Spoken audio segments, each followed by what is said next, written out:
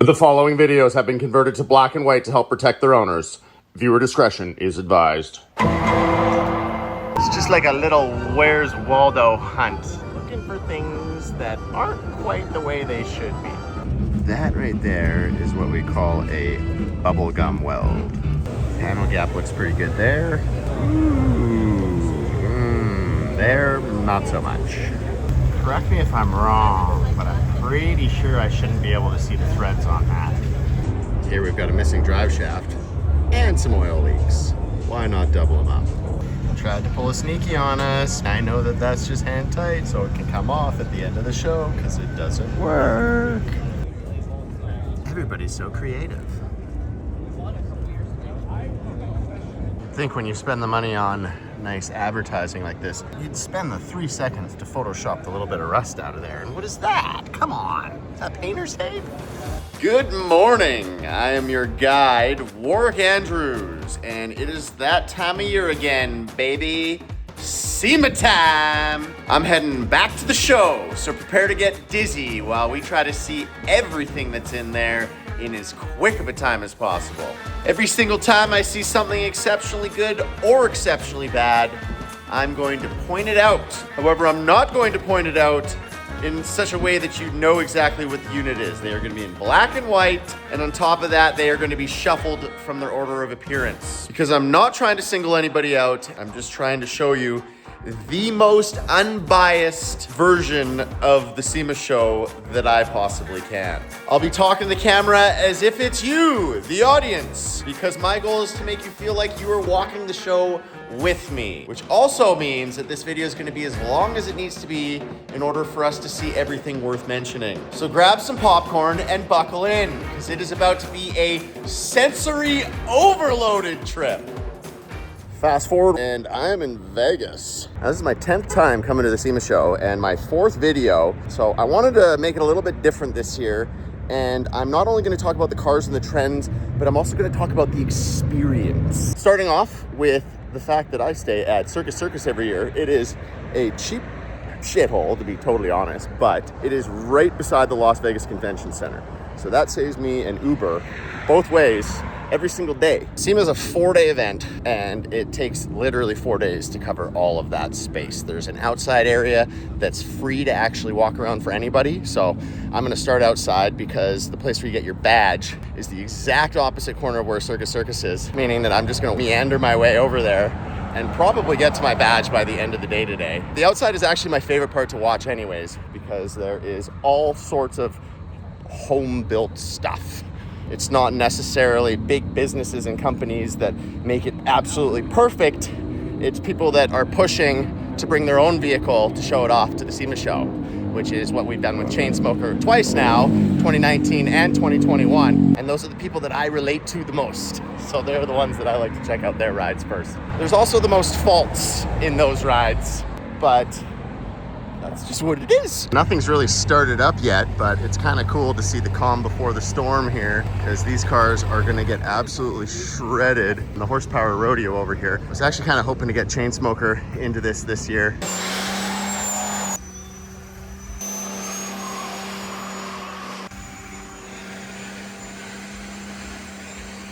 It just didn't happen because shipping was too much. I just can't justify the cost of $3,000, which is actually a good deal. Nonetheless, I still can't afford that to get the truck down here to do some burnouts, because I'm saving up my funds for the Mega Mini build for next year. And I'm really hoping it's gonna happen this year. I've said it like 5 times that it's gonna happen. And I feel kind of bad about that, but it just is what it is. Things happen in the time that they happen. But nonetheless, these cars are very cool, and they will be shredding some tires in just a little while. They've got a huge area this year. Oh wow, that's sick. That's like twice the space of what it was last year. Here we've got the Driven Society. These are a Calgary crew, and they're actually giving away this car.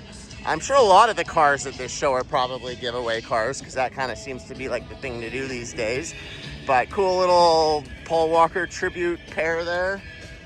And we've got another fast, oh no, that is Need for Speed, I believe. Check him out if you like that car. I'm also gonna try to show the people more in this video so that you can check out people's rides. Another part of the SEMA experience is if you're gonna come here and make a video like I am, you gotta make sure you bring one of these. that is a battery pack. Because every day, about halfway through, you end up losing power, and it's no good. I'm usually not a fan of matte wraps, but wow, this blue, which also comes across as purple, depending on the light that's hitting it, is absolutely stunning. I'm not really a big fan of the whole lime green thing, but you know, this is the SEMA Show. It looks like the chameleon paint job, but it's not. It's a wrap, and you can tell. For any of those that are interested, all you gotta do is look at the very corners, and that's on every single car that has a wrap. But wow, this is stunning. I like this idea of it flipping and going on the inside so that it's not a Shinbuster 6000 anymore. That a Jeep cab over? Not only is it a cab over, it's a wrecker. It's tiny. It's like a slightly larger K truck. I love it. One of my favorite front ends here. And oh man, crew cab swept line. That is so sick. I wish you had a tag on here. I'd show you who built it. Wow, I am absolutely blown away by this BMW. I think this is an E9. I kind of know my old BMWs, but I definitely know that this thing is absolutely astonishing. It is so cool. I would love to drive this. Holy. Follow us. There you go. Scan that to see what's going on with this car. I would have loved to watch this build. What's kind of interesting, speaking about SEMA this year, is usually there's a lot of different builds, like on TikTok and online, and I'm kind of following them, and I'm excited to see them when I get out here. This year, there's like nothing. So I'm basically surprised by every cool car that I come across, which is great, but what's going on? Where's the online builds? I built Chainsmoker online, and you guys probably watched that on TikTok, or at least some of you might have, a few years back. One of last year's big trends was the Cybertruck, so I'm wondering if I'm gonna see 30 of those again this year. Nobody ever does anything to these. All they do is wrap them and put some interesting wheels on. Police always have a big presence out here, but one of the things that's cool about SEMA Week is they're usually pretty chill. Now, I just walked from all the way down there, down the front of the convention center, and we are going to enter over there where there's more police, and that's where all the cars outside are. And then we're gonna walk from there all the way down, keep going, keep going, keep going. It's still, that's only the front of the main hall, and it's gonna go from there all the way around the building and out to there. So it's gonna be a good day. It's gonna be a good day. That is an absolutely sick OBS. You don't see a lot of these OBSs done up like this. Crew cab looks proportional, if that makes any sense at all for something like this. Oh, it got a couple dirt bikes in the back. Hell yeah, this thing is sick. This is the truck whiz right here. The Shin Stopper 6000. Kaboom! Wow, this is all different this year. That is normally where there used to be a big SEMA sign in the back. This year, they're just meshing it all together into one giant swoopy building. Another sweet OBS crew cab. This time it's a Ford. Beautiful. Got some new style components on here. Those GM mirrors. Well, there's a GM here right beside it, and I can confirm. Those are GM side mirrors. Why not? Lots of big trucks here this year, and one thing that is very common now is they all have drive shafts. The days of no drive shaft are gone. Out of the truck row and into everything else. This is a completely different setup that they've had in the past, but I like how it's set up here. There's a lot to see, starting with this little K truck here. Body kit on there, Truckarosa. Just look at the variety here. Each ride is so incredibly different than the next. I love it. That's one of the best parts, is you never know what you're gonna see next. There's always something absolutely crazy. Like, is that a Bokuzoku? No, I'm just absolutely slaughtered that. But it's like a Japanese style with huge splitters and stuff. Oh, I can't wait to go look at that. Oh, and I can't talk about the SEMA experience without talking about the feeling that this place gives me, because it's just amazing. I love being here. This is just car guy heaven, and I'm just like half an hour into the first day. You know, it's gonna come over and look at whatever the heck this is. I like the creativity. Bet that's wild to ride. It's got the straight up steering wheel. It's like a bus. Oh, I didn't actually slaughter it that bad. It is a Bokozoku.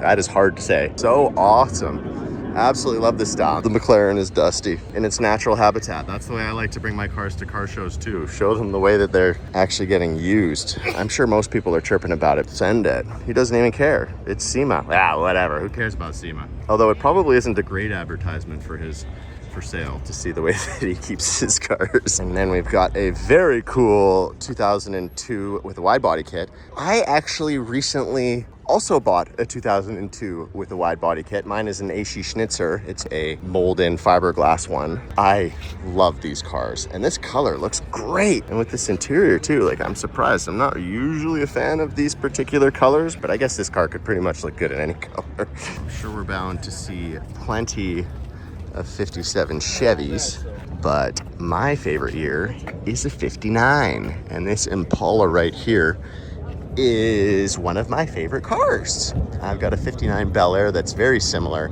but also not similar at all, in the sense that it is straight out of the field, and this thing is pretty much 10 out of 10.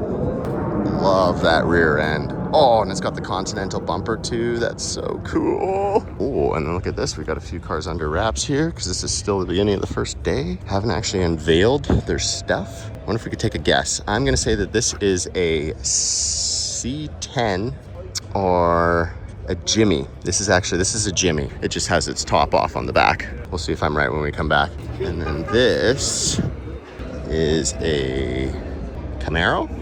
Yeah, I think it is. This is amazing. 41 Willys Coupe. Whoa. This guy has spent a lot of time making this absolutely perfect, and he clearly has insane skills. Absolutely amazing. I'm in love. I'll take 14 right now. And then we got a Trans Am. Very cool.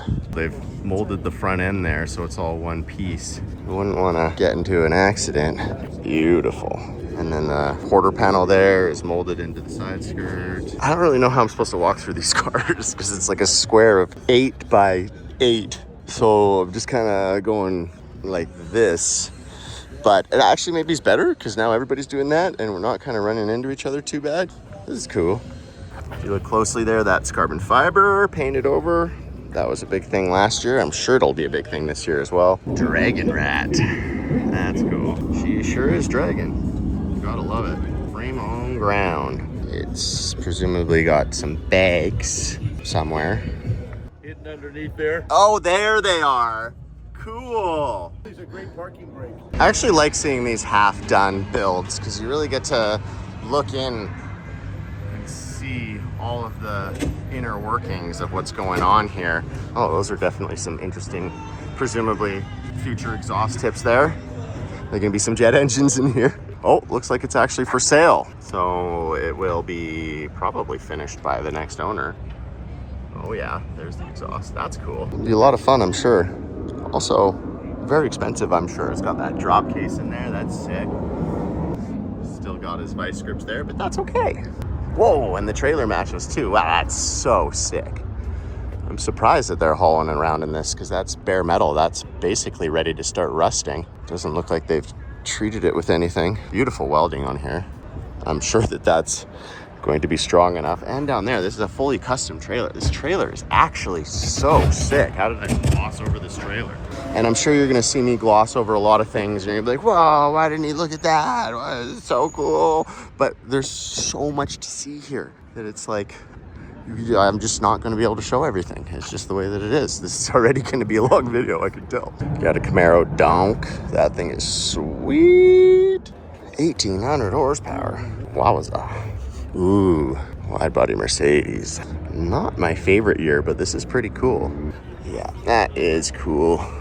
I've got a G-body like this. Well, it's not quite like this. It does also have 13-inch wire wheels on it, but it looks kind of silly because it's factory height.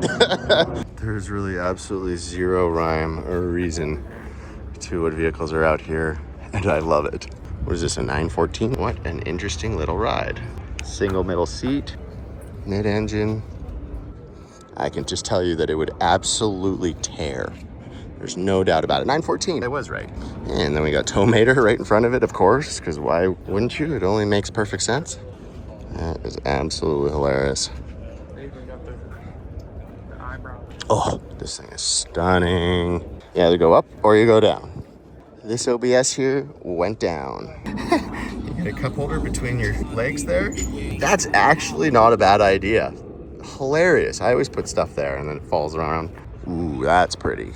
That is such a cool truck. I do not have one of those. Would love one though.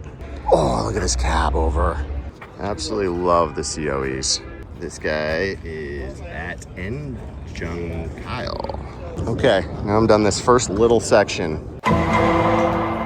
It's standard practice to cut off your exhaust hanger and weld it beside it when it doesn't fit, right?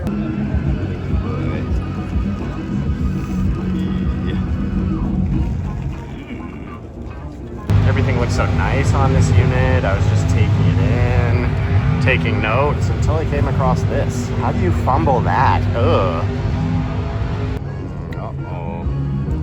Is that even welded there? You can't forget all the spatter right there. That right there is what we call a bubblegum weld. Ooh, look at that spatter. Ooh, look at this wrap is shiny. It's basically wrapped in like a shiny trading card. If you look like a shiny Pokemon card, a Charizard. That's beautiful. This is Cam Munger's ride. And then beside the giant side-by-side, you've got a tiny Suburban, also owned by Cam Munger. That's a pretty cool pair to have, you gotta say. Oh yeah, and it's got the mini truck and paint job on this side, and then it transfers into silver. Whoa, that is wild. Is that paint? That's gotta be paint. Yeah, this is all paint. Man, that looks awesome. Split down the middle with the mini truck paint job, and then silver on that side and purple on this side. And that's where the Nitro Circus is this year, I guess. That's also changed around. Ooh, I'm being blinded by 3 polished trucks in a row. I think that this one was here last year. This is a new truck, so this would have just been done. That one, you can actually see the polish marks in, so it must have been done very recently. I could actually wipe the polish off of that still. Oof, this pair of power wagons here. Got the suicide doors. God, these are so cool. I want it so bad. I want it so bad it hurts. That is absolutely awesome. I'll take one of these over one of the big lifted trucks any day. Although I am building a big lifted truck, so maybe I shouldn't say that. We got the band out. They're chasing you! They're coming! Look at this.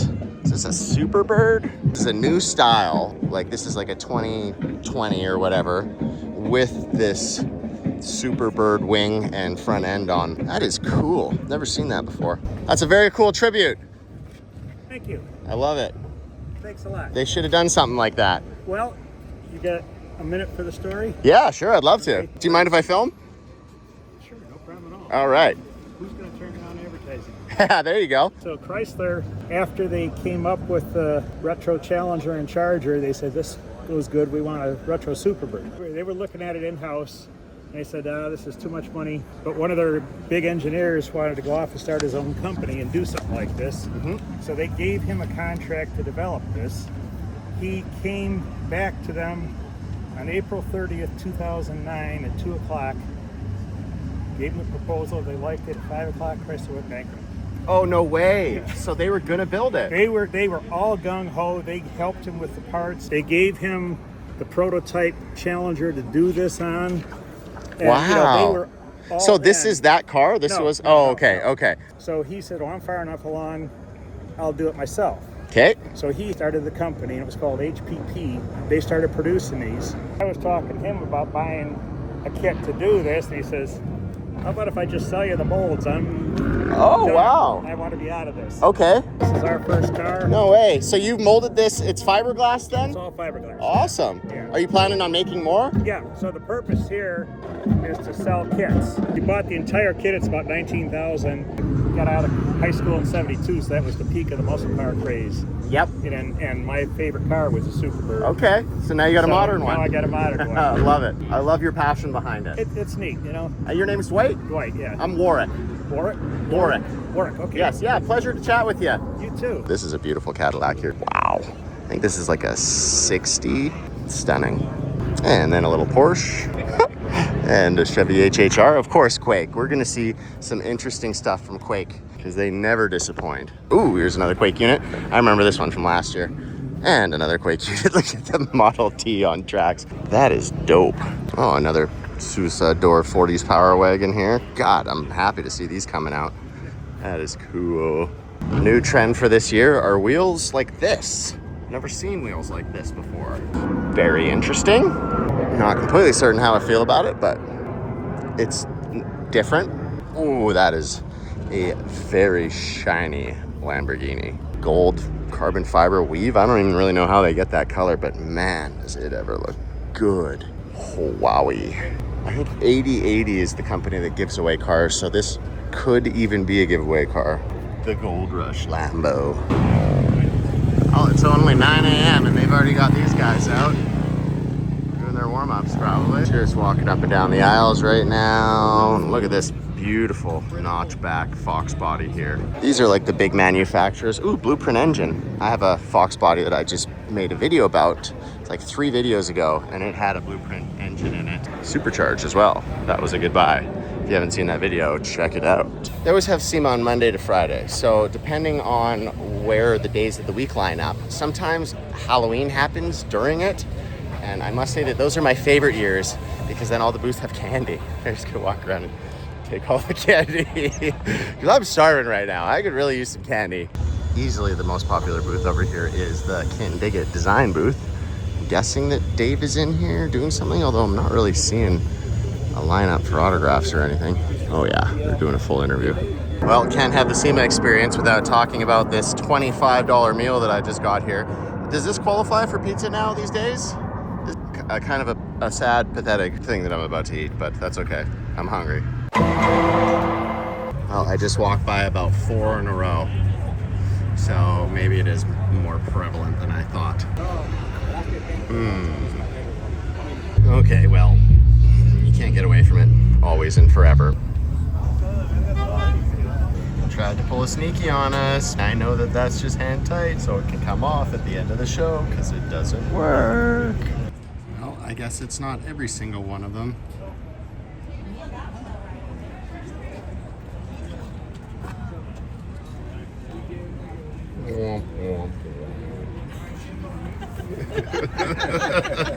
We're by the right people.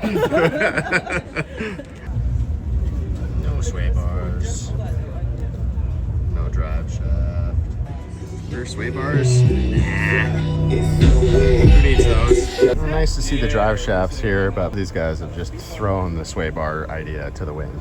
Just don't take that tire full tilt and you won't rub, you'll be fine. This side doesn't rub, which is good, but what does that tell you about the geometry of this? You can see this guy had a bunch of sway bar rubbing, so he touched it all up there. But then since he had a little bit more rubbing, should have waited until he was at the show to do that. Plugged into my charger already at 9:30 a.m. because I only got 60% of my phone already somehow. I think what's going on over here at the Kindig booth is they are about to unveil this car. So maybe we should actually get over there and check this out. This is a 69 Camaro, is what we're going to see. This is a 69 Camaro. This is not the first customized 69 Camaro. This is the gift. Can you unwrap it? Yeah, come back in 20 minutes. No one's totally you're evacuated now. Oh, here we go, here we go, here we go. Whoa. That thing's beautiful. That is absolutely stunning. Stunning. When you stand back on the car, there's so many aspects. We started at the back. Yeah. We brought the wheelbase back 1 inch from stock. We sunk the tail light panel in 3 inches, dovetailed the trunk lid.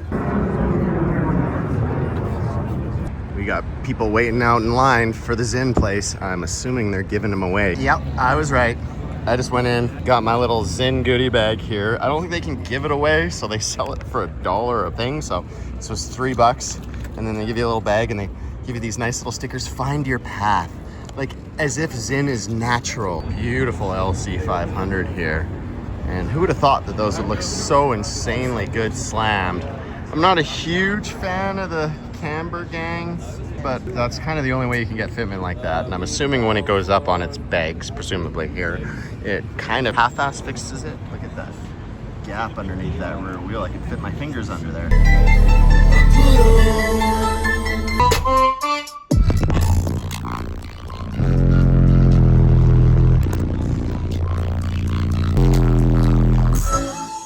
my God. My brain just rattled in my skull.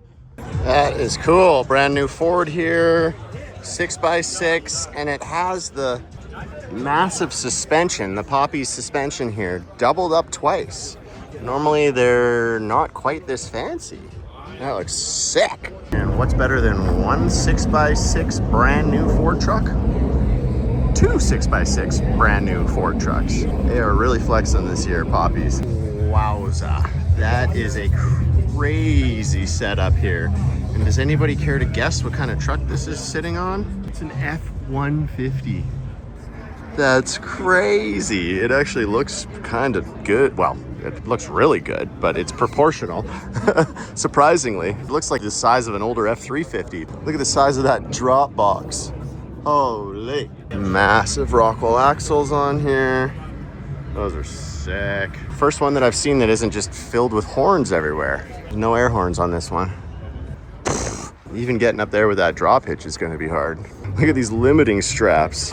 Massive. Everything about this truck is massive. Oh, and these steps here, it looks like it comes down like a lot. Is that what I'm looking at here? You need stairs for that one. Okay, after looking at it a little bit closer, it's hard mounted there, so that part of the step isn't coming down. But when you get into the front of it here, see that there's just a separate piece in the middle, and then that piece from there to there comes down so that you can then get into it. That's awesome. That's an interesting vehicle for somebody to do up. Lincoln Continental. That's that VIP status, baby. American VIP. Beautiful cab over truck here. That would be a early 50s Ford, eclectic style. And it's got a work in progress on the back here, Model A.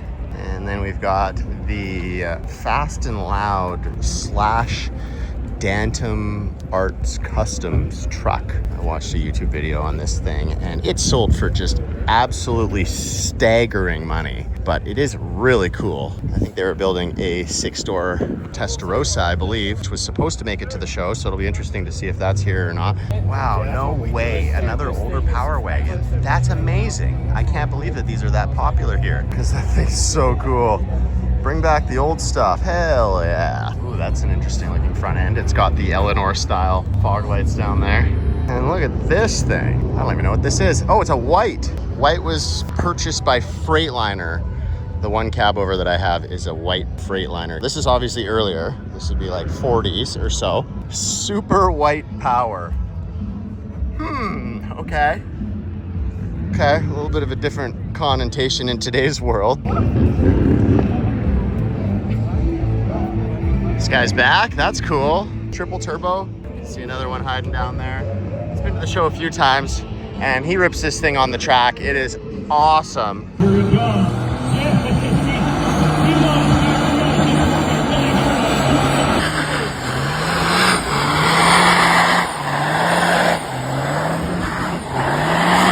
It's pretty sorted at this point in time, tried, tested, and true. I'd be willing to bet that the owner of this loves this car more than the owners of most of these vehicles here, because you can tell he put a lot of love into it. Might not have been the car that I chose or the modifications that I chose, but I can appreciate them. It's got an L7 in there. It's sideways, because that's supposed to be on the bottom, but that's fine. The Duracell battery for the air suspension tank. Very cool. Slammed box life. You got the front tilt hood. You got the Lamborghini front doors. You got the Lamborghini rear doors.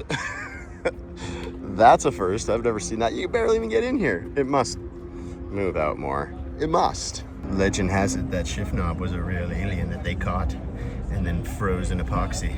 This 350 has some very sharp angles to it, which I think looks sweet. Pointy. Don't run your knee into that. Absolutely sick little Mark 1 VW here, ready to hit the track. This is sick. It looks like it's floating, but it's not. It's got hydraulic jacks that lift up at the press of a button inside. Those are sick. A fairly difficult modification to do, but definitely one that's worthwhile. Maybe Chainsmoker version 3? Beautiful Trans Am here. Oh man. Just perfection.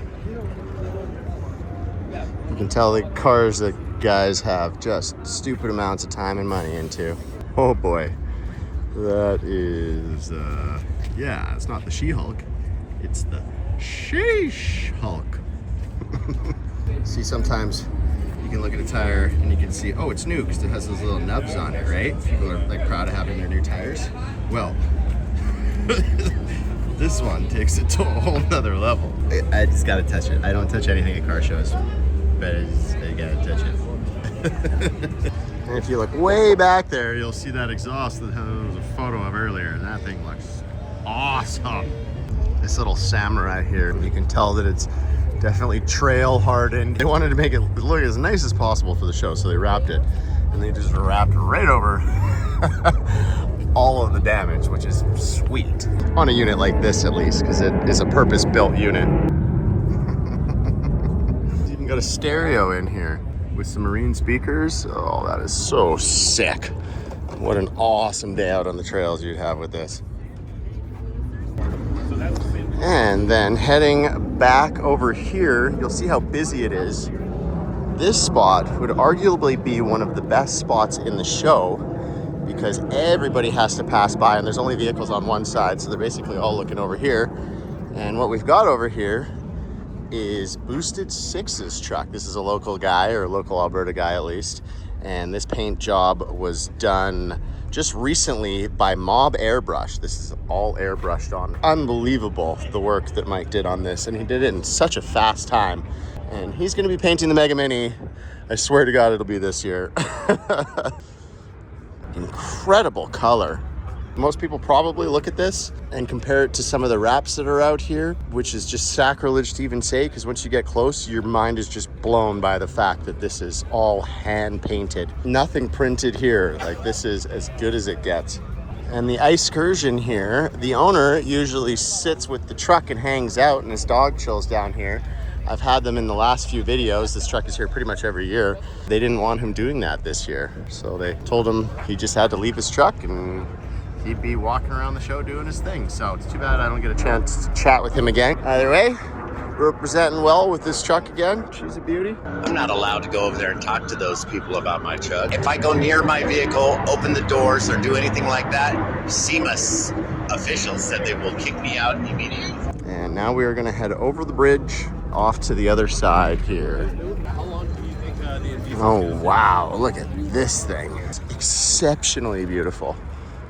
That kit looks great on there. It's not molded, but it doesn't have the rivets and bolts, which I'm not a fan of one bit. It's got a El Camino rear end here. So it's probably started as an El Camino. Beautiful, beautiful work. That guy should pat himself on the back. And then we've got that truck that was built for Whistling Diesel. That is very interesting. I like that they've just let it rust. Didn't even bother trying to paint it, and it's probably just sat outside. And there's the original turbo down there. Wow. There's all the turbo oil lines going into the sump there. And then I didn't even know that it had this crazy train horn setup. That looks like a cruise ship horn. Whoa. And there is the demonstration of an any level kit. Hydraulic suspension up and down. Very cool. Any levels have been quite popular this year as well. That's an any level. That one's an any level. That one's an any level. Oh, there she goes.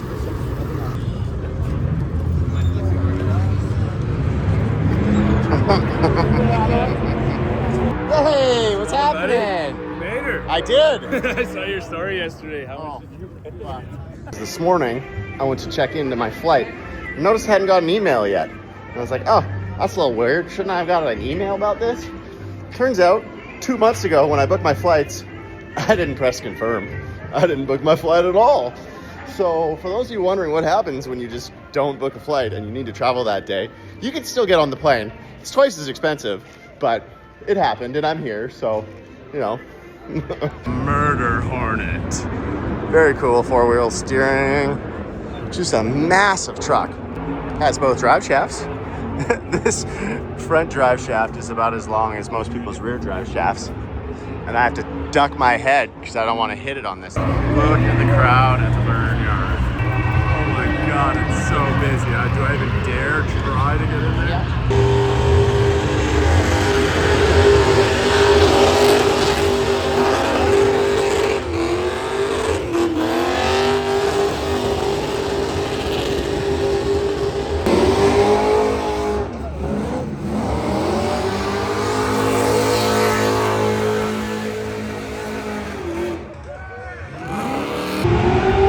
Very sick little stout here.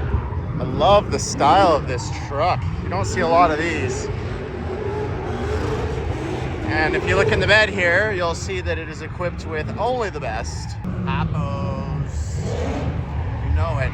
Very sweet little mini truck here. It's got the shaved door handles. It's got an awesome paint job on it. Of course, it's got the built-in license plate into the tailgate. Trophy wife. Nice. Seems like a lot of people are doing this boat material in their beds these days. I think it's really nice. It's a good way to customize your shit, so I'm all for that trend. Spinners! Yes, please bring back spinners. Cause stop rims keep spinning. Excellent use of the 3D printer there. That's pretty cool. Some little exhaust caps. You can just tell by the grain that that was 3D printed. I don't know what's in the barnyard right now, but it legit sounds like a helicopter's rotor blades. I'm sure we've all seen this car 1,000 times. I've never actually taken a close look at the exhaust. Like a zillion different angles on it. Unreal. Just as unreal as whatever the hell that car is. You can see the bolt in the front there. There's supposed to be another one there, but you can see these bolt holes didn't quite line up the way that that one did. So now there's just a big old gap up there. Looks like somebody forgot about a mounting bolt and had to kind of drill an extra hole there and go over top. Taking a look at the other side only confirms that.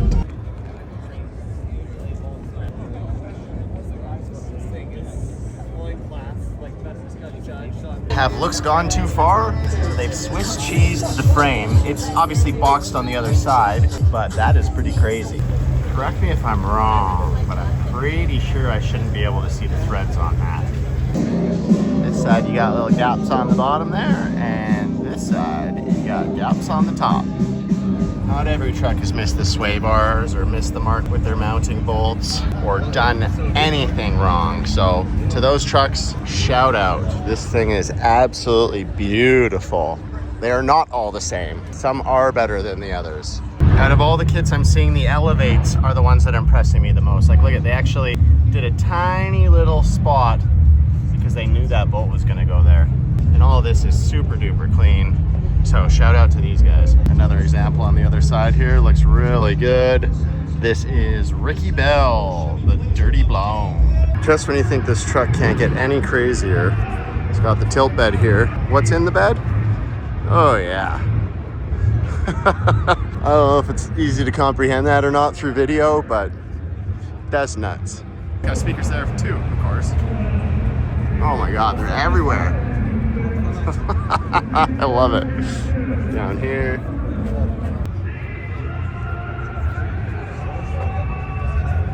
At least they're nice upgraded brakes, you know. You've got a giant truck like this. A lot of these, they've done all of the work and made them huge, but kept their brakes stock. Pretty much all the trucks in the American Force booth here are 10 out of 10. I mean, as to be expected, they were one of the first booths that I remember seeing at SEMA that had these big wheels, and now it's just everybody's doing it, but not everybody's doing it like them. Little secret spots so that you don't get stuck in the SEMA crowd. If you head just off the property here, there is a cafe. Well, this is a first. I ordered a bagel with cream cheese. I gotta cream my own bagel. One of the things I gotta get to SEMA for is every single year, like at your local car show, you're always seeing the same stuff. But although this, you know, it kind of blends together because it's all very similar, it's all different every year. Like, that's a brand new truck. Brand new truck. Brand new truck. Brand new truck. And where they go after this, I don't really know. Presumably private collections, hard to say. Absolutely love the retro colors on this and the big wheels with the tiny rims. Yes, they still do exist. I feel like that was the way trends were kind of starting to point last year, is that it was going to go back. But I haven't seen a lot of these small rimmed big tires this year. It's mainly just 30s. And here's a nice square body right here, a Blazer, beautiful. I like the gold leaf in here. Really nice paint job. And it also is rocking some Mickey Thompsons and the multiple shocks in the back. That's old school right there. Cool. And I guess unsurprisingly, they are in the Mickey Thompson booth. Now keep in mind, all of these vehicles here came with a sponsor. So they're all representing for somebody. That's one of the requirements to get into the SEMA show, is that you've got a sponsor. And there's a lot of really cool companies here. Pretty much every single company in the entire automotive industry is at the SEMA show. So if your goal is networking, this is the place to be. Beautiful old Gladiator. I've got one of those. Not quite like that, but it could be. And then a beautiful old Porsche, and then a trophy truck. You've got it all. That is a long unit, 6 doors there, if you couldn't tell. Holy shit, I can hardly believe it. It's another Power Wagon, and this one is insane. Look at that camo carbon fiber there, or snakeskin, or whatever you want to call it. Wow, this thing is absolutely mental. How big are those? Okay, so these are 30s. I've got a set of those in my bedroom. Just running a big single turbo here. I love the idea behind this. 612 Danny, fully custom in here. Pretty much anything and everything, it looks like. Oh, the frame was reused off something. Beautiful root beer color. And these would be wood on the original one. They've done some metal here. Well, this thing's leaving me speechless. And it's got the suicide door in the front. I think that was probably original with the single cab. No, definitely not. Those are a lot of hinge work involved in making those like that. Exceptional. Even got the Wile E. Coyote riding the bomb, the hood ornament. This thing here is just beautiful. The colors in it. That paint. Wow. What a color. Holy. If anybody's wondering what color to paint their shit, get in touch with this guy.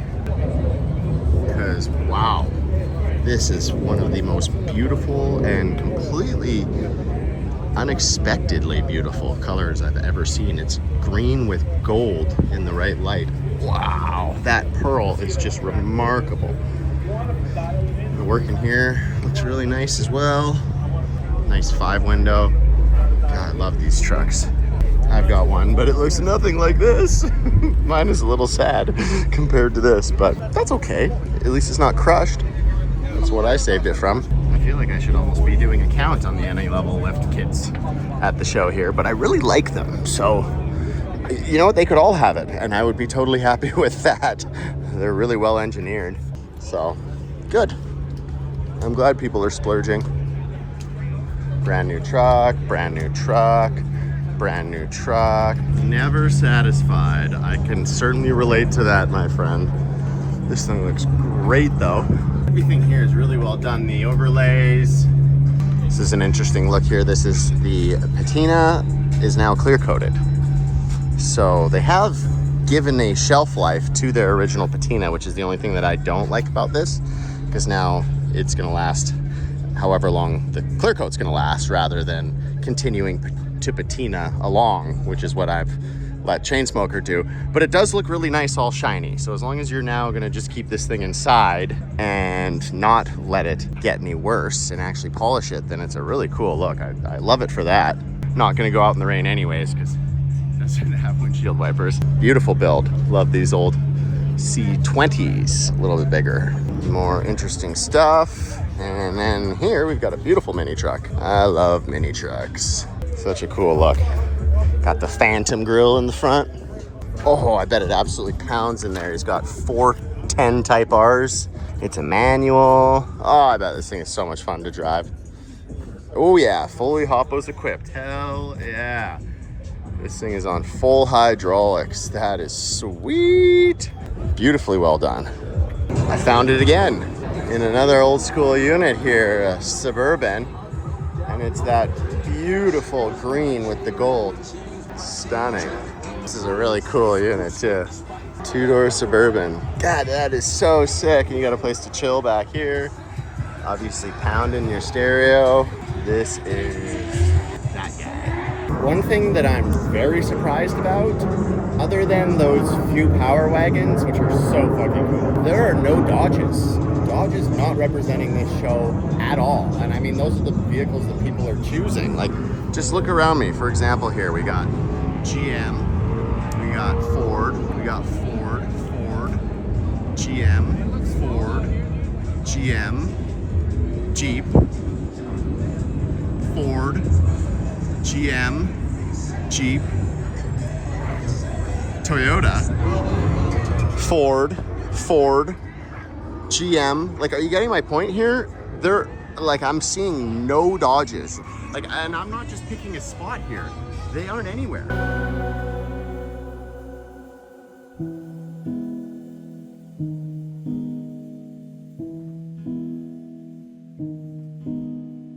Well, that is it for this outside area. I am now going to enter the Optima booth. More cars in here, and then over there they're doing a bunch of racing. One thing that I've noticed recently is the burnout competitions are getting pretty serious. It's kind of an Australian thing, and it seemed to have made its way up to the States here, where people are just absolutely tearing their shit up, building stuff purpose-built for burnouts, which is really cool. Oh, I bet these things would be so fun.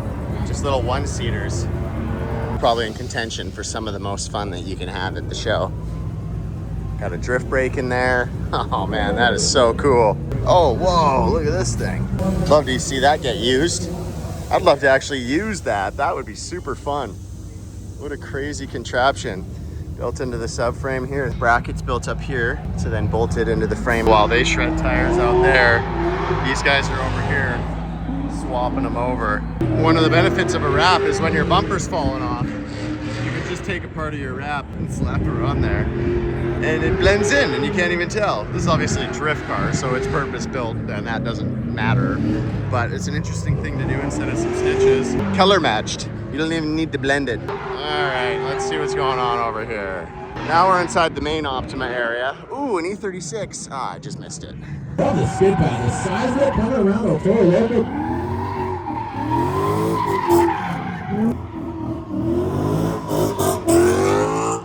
All these cars in this Optima area here are being ripped out on the track. They are pretty much non-stop this entire time, which is awesome. And they choose some very cool cars. Got a Camaro, we've got a Grand National, there's another Camaro. What is this? An Invader. I would not have known that. Very cool. Another Camaro. Last year, I remember there were a lot of Corvettes, and this year appears to be no exception. Hell yeah, this E30, sweet! A less swapped E30.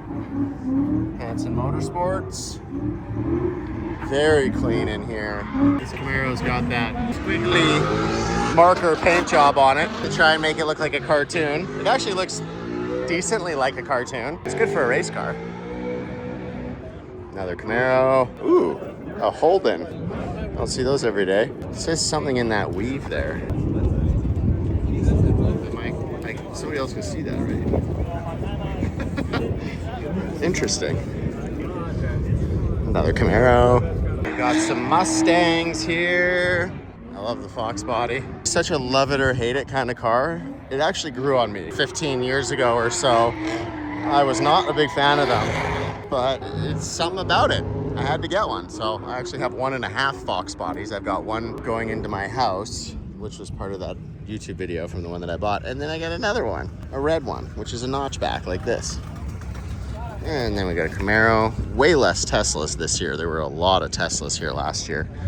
Not seeing very many, which I'm not complaining about. Camaro, and then a Tesla.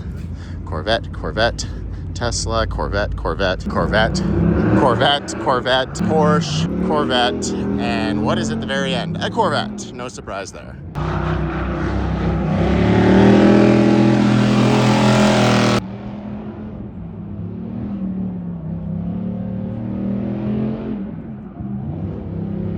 right, now outside of the Optima, and finally down this huge walkway here to the other end of the convention center, where I will get my pass, because believe it or not, every single thing that you've seen so far, anybody can see. You don't even need your pass. That's all open to the public for all 4 days. So you can pretty much get an entire day walking around outside, and then on Friday, it's an open day for free to the public anyways. So if you came to see the SEMA Show, you can pretty much see it all. Well, maybe not quite, but you can see a vast majority of it in 2 days. The best part about waiting until the afternoon on day one to get your registration is that there's literally nobody in line. Okay, entering the product showcases at the very tip of the south end of the show here. Just have haul after haul of products. Pretty much anything and every type of product that you could possibly think of. Oh, I think this is also a large tire haul down there. We're about to see a lot of tires. I'll probably just breeze you past through this quickly unless there's actually something rather interesting. I'm still gonna go up and down all the halls though. Oh boy. These guys here won the best engineered new product, and it is super cool. It is a bolt-on supercharger kit for a Harley. That is awesome. This is very cool. It looks like it's a Volkswagen Fender that has been turned into a little mini bike, and it is for sale. We got the runner up here for best package design, and it's Dual.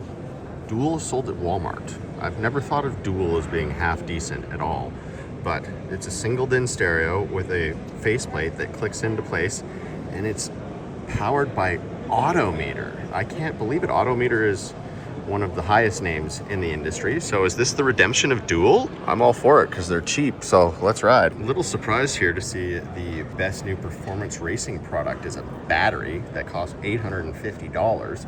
However, reading a little closer, 1,600 instant cranking amps, 100,000 lifetime starts. That is quite a claim. That is a lifetime battery, assuming it doesn't freeze. I've been wandering through the tire hall for about an hour at least here. I've seen a lot of tires. Haven't seen a lot of anything else here. I'm trying to find the little hidden gems, because there's usually some hidden gems in here, but a lot of tires.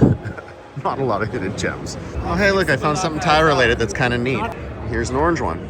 Maybe you prefer a white one. So we have now transitioned from the tire hall to the rim hall. Nowhere else in the world, I swear, maybe other than in some place in Dubai, will an SF90 just be sitting and barely anybody even looks at it. Like, wow, this is an insane car.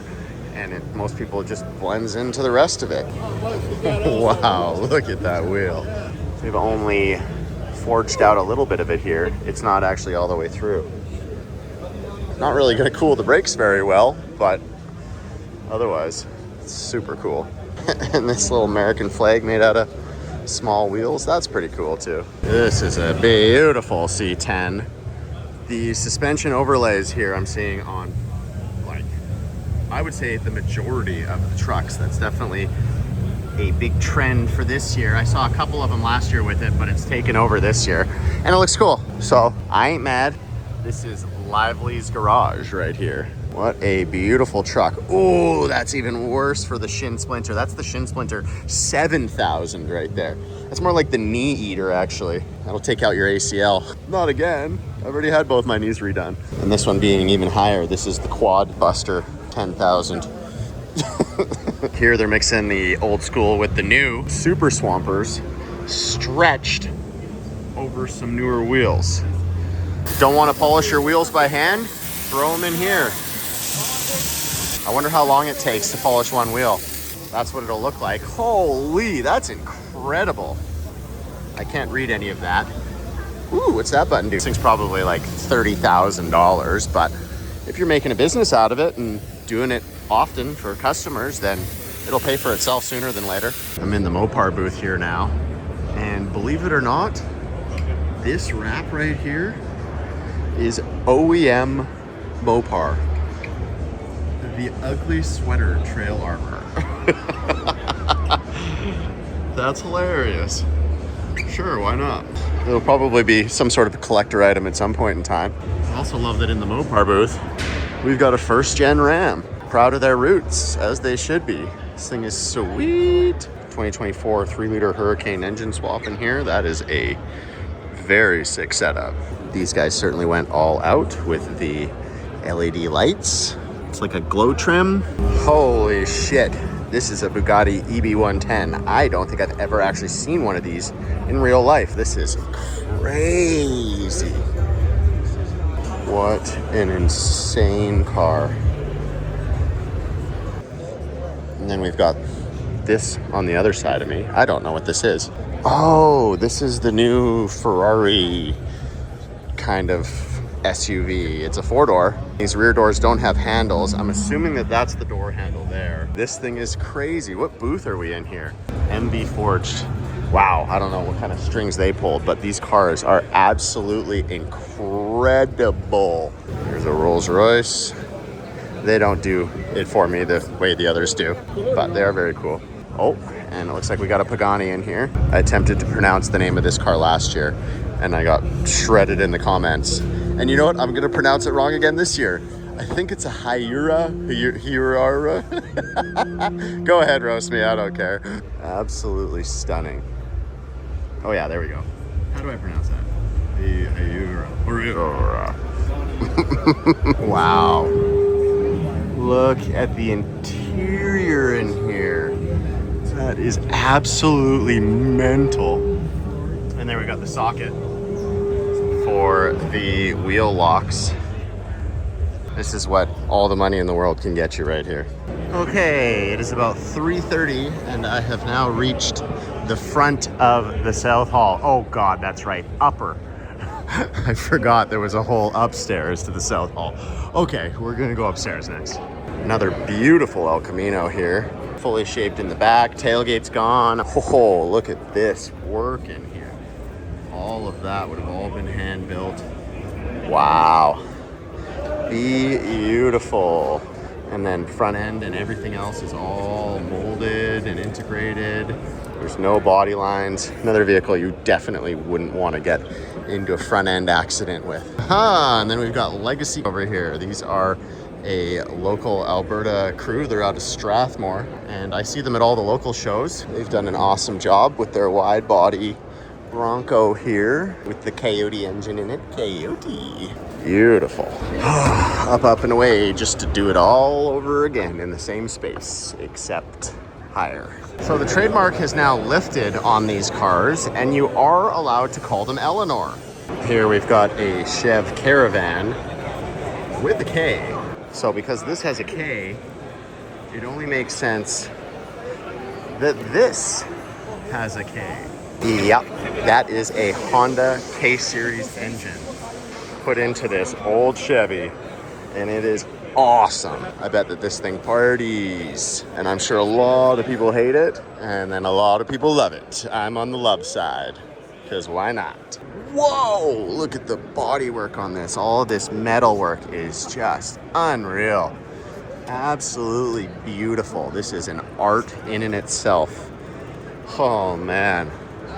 Mr. Transformer is back. Got to give a little bit of love to Shamek. He came out recently and did some touch-ups. And there's the chains for Chainsmoker. I absolutely love this. So me and this guy are brothers in arms. Literally in arms. You get it? I'm an idiot. Oh, look at how cool that is. Pretty serious pipe bender here.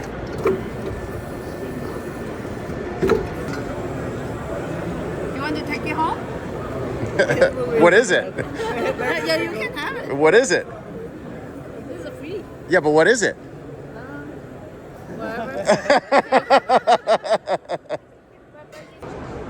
Just booths on booths on booths on booths on booths. It just feels like it never ends. And this is just one out of like 6 different halls, man. Oh.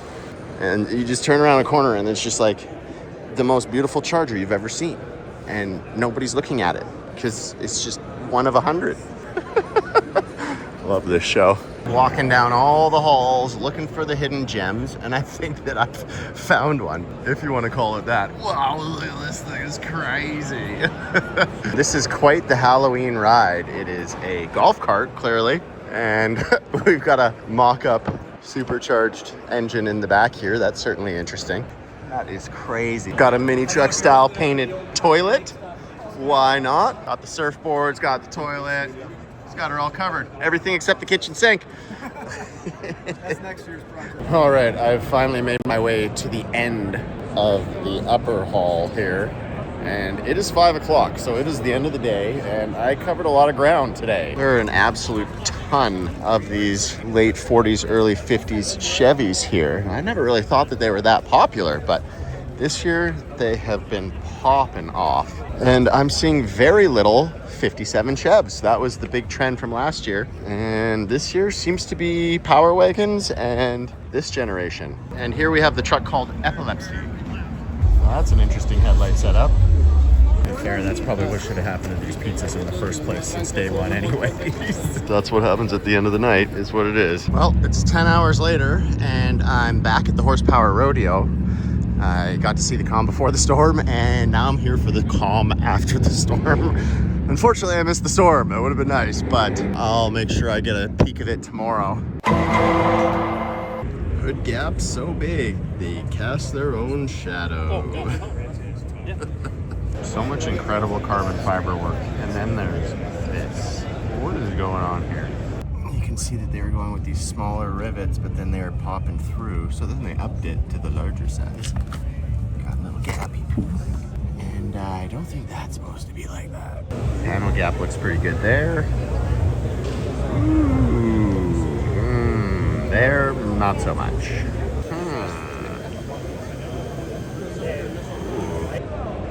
Uh-oh. 3M can't take the heat. Peeling off. This side is even worse. Got this perfect paint job. And then you've got that. Oh no. What is going on there? Night 1 went to editing the video. Day number 2, starting off with a couple of high-strength Tylenols because my knees are roasted. One of the sweet things about SEMA Week is even when you're just staying in your hotel and walking over to the show, you still see awesome rides. I can't believe this isn't in the show. This thing is so sick. Oh, I guess it was in the show last year, 2024. You know, you can't talk about the experience unless you talk about the McDonald's wherever you're at. This guy's job is just to yell numbers. The entire time I sat here, he just sits there yelling numbers because it's so busy. It's crazy. You know, birds are hungry too. He's just making his way around. It's hilarious. Now today, because I've got my pass, we're starting the show here literally right across from my hotel. How easy is that? About to enter into the main area. Hello. 9 o'clock. Oh, okay. Okay, thank you. Well, it's 5 minutes to 9, so I came here at the right time, and I'm glad I didn't try to get in yesterday because I was here at 7:30, and I definitely wouldn't have got in anyways. So it's a good thing the outside is always open. Release the floodgates. It's 9 o'clock. Everybody go, go, go. So these halls over here are pretty traditionally wraps. You can see all the different colors here. And there's probably going to be about 2,000 booths of just different types of wraps. So I'm going to trudge my way through that right now. Let's see if I can find anything worth noting for y'all. This is kind of cool. These are all the different weaves of carbon fiber here for different wraps, obviously.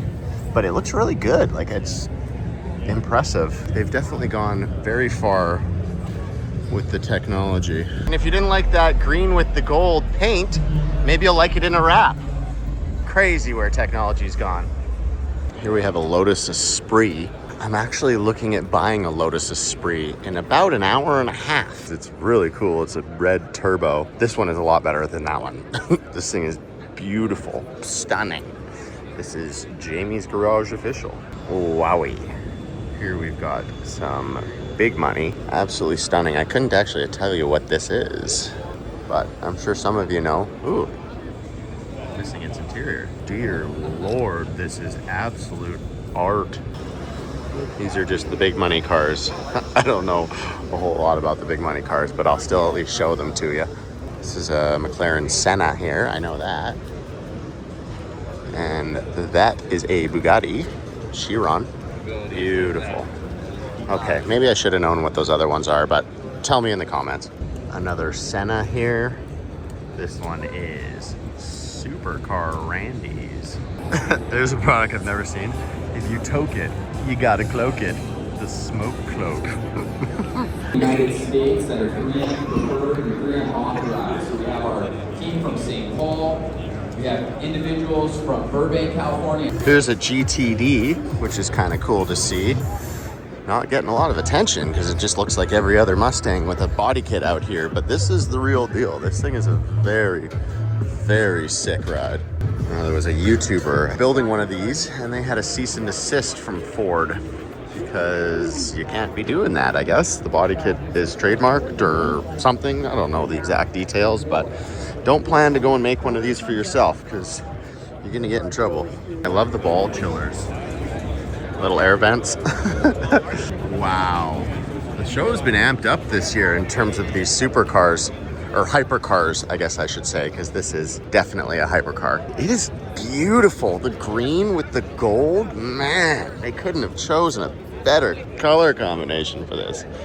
Unbelievable. Praga, another car that I got no idea what this is. I'm not even gonna try, but it does have 2 seats, presumably street legal, at least in some parts of the world. This is Timothy Timbu. Here we have Suki's S2000 from the Fast and the Furious. Definitely helped build my love for cars. I remember going to the movie theater when I was young, watching it, and then hopping in my 92 325i and just tearing out of the parking lot, drifting all the corners. Good times. Wraps are just insane these days because I just have to keep reminding myself that I'm in the wrap hall and not somewhere where this would all be paint because, oh man, could have fooled me. This is also a colored PP. Oh, wow, okay. Is that yeah, that carbon fiber looks unbelievable. I was just saying that I have to remind myself that I'm in the wrap hall and that everything is not the way that it appears. Yeah. Can I scan you real quick? Yeah, sure. Cool, man. Where you from? I'm from Canada. Oh, cool. We were at Le Mans a couple of weeks ago. Oh, wow. Some of our guys that were racing, that's a window protection, right? Yeah. So what they do is we'll do 3 or 4 laps. Of course, they get banged up. And you just peel it off and replace it? You just peel off the first layer. Oh, okay. So it's like a dirt bike goggles. Exactly. Wow, That's exactly cool. Right. Yeah, that's kind of where we got it from, you know. Now, this is the way I like to see them. Looks like it was straight off the racetrack here. Just finished this 24 hours. Vantage GT3 Evo. Sick. Got 6th place in the Rolex 24 at Daytona. That's cool. This thing is crazy.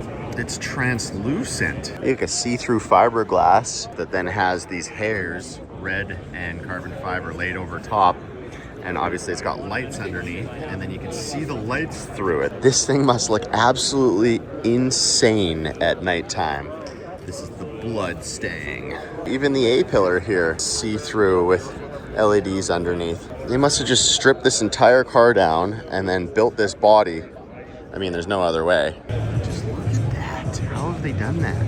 Wrap has gone a long way. I wonder if they've made it so that it lasts any longer. That was the only thing I ever disliked about wrap is how short-term it is. You still end up spending a lot of money and then it starts fading. But then again, at the same time, why would they want that? They want you to have to go and buy a new wrap every 5 years because then they get more money out of it, right? Or at least that's how I would imagine it would go, just like everything else in today's world. Oh, and look at the color on this one. Oh, it's amazing. I've never been a huge wrap guy, but man, that is just something else. Beautiful Red Bull car here, Formula One. And it's funny, they've got nearly identically my old password, which was password 1 in about high school when you could get away with that. Now you need a different exclamation. Now it's password 1 exclamation. No, it's not. Don't try that, because I promise it won't work, I promise. Little bumps and bruises. Shows this thing's getting used. I like to see it, although I'm sure they didn't like to see it whenever that happened. Mr. Verstappen, how are you? Now that they've been out for a few years, I'd like to know everybody's opinion on the G80 M3. I still personally don't really like it, but maybe I'm just an old man and it'll probably keep getting more extreme. and then I'll probably revert to thinking this one is okay and that the new one sucks whenever the newest one comes out. Because that's usually about how it goes. Here we've got the Stance Works Ferrari, and here we've got the man himself. I'm not gonna go bug him.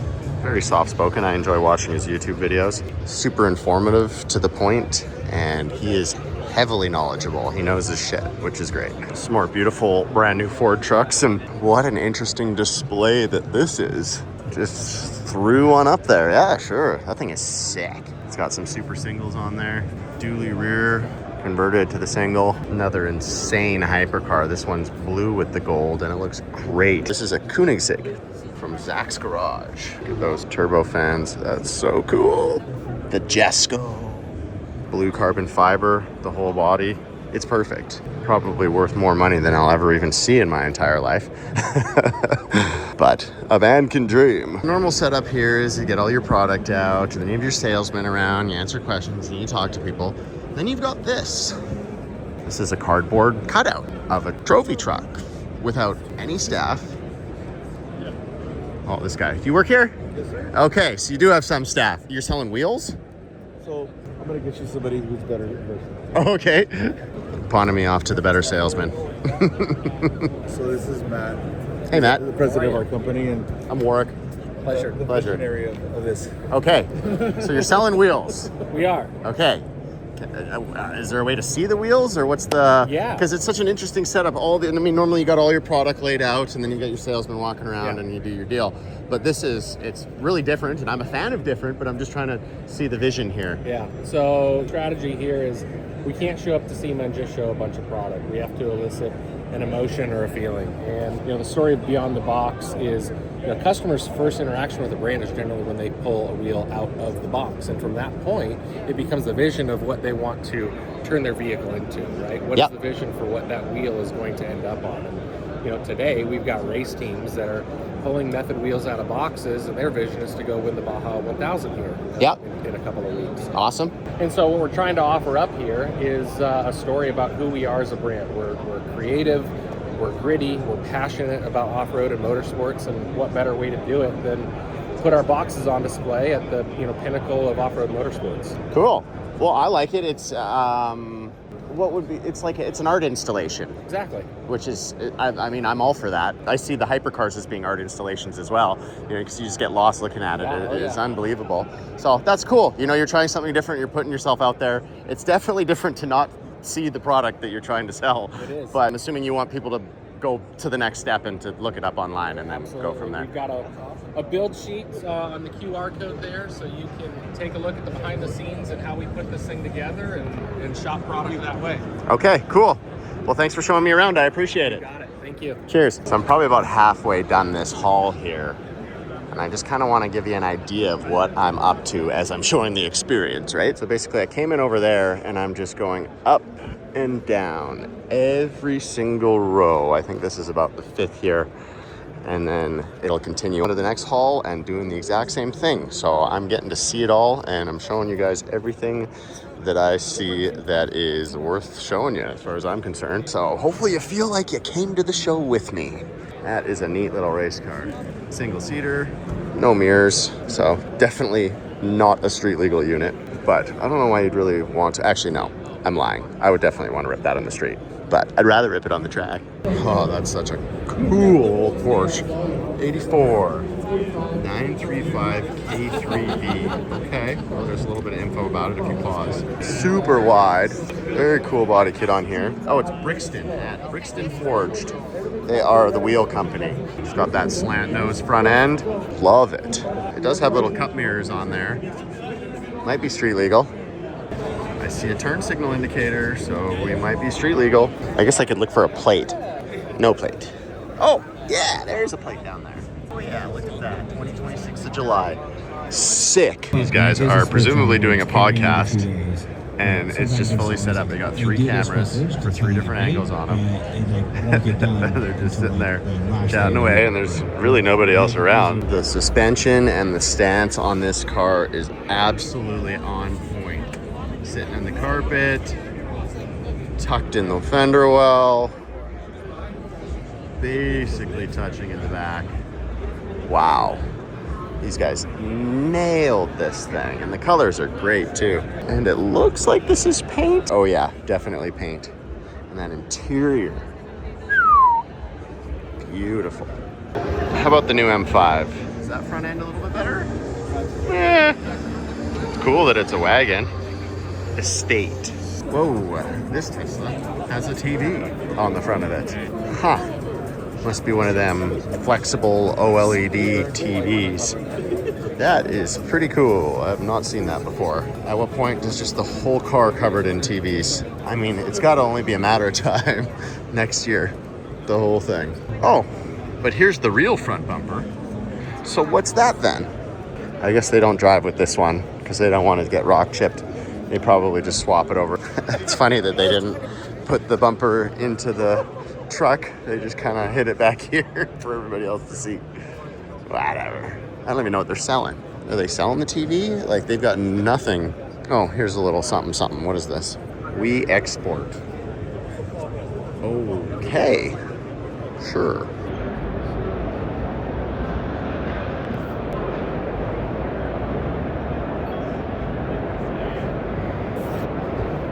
I'm not pressing it again. Damn it.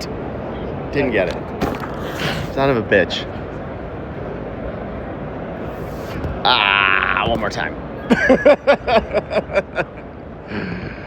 Oh, did I get it? Nope. Oh, I was so close. You can have it. Damn. Well, I didn't get the Lotus. Shucks. Is what it is. I guess if you use manufacturer's product in your advertising, you have to blur out the logo. That's interesting.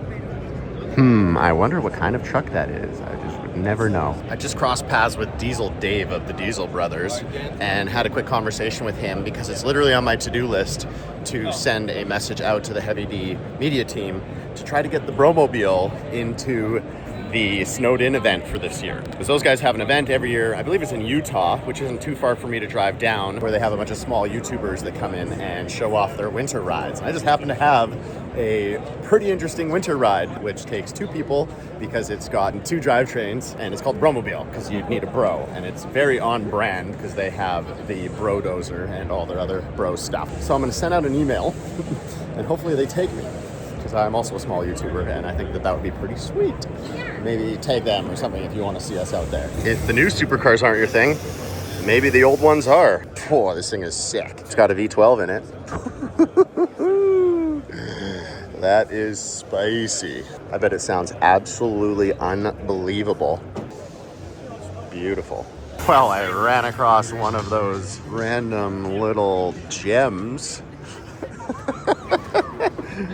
What is going on here? Sure.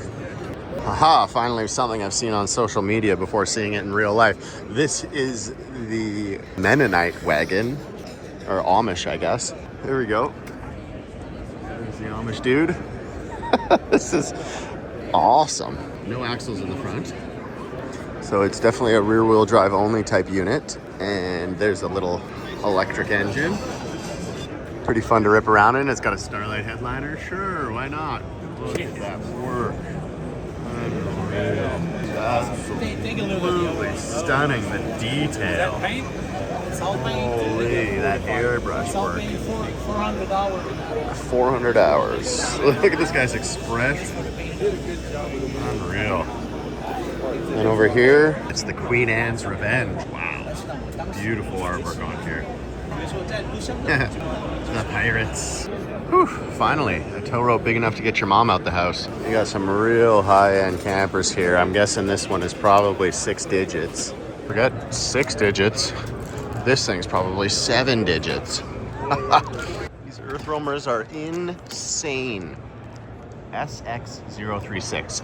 Price on the screen now. And if that's not your flavor, how about the LTX 017?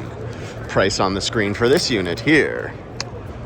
All right, it is just past noon, and I am in the far corner of the haul. So I've officially seen it all from there to here. And that was 3 hours.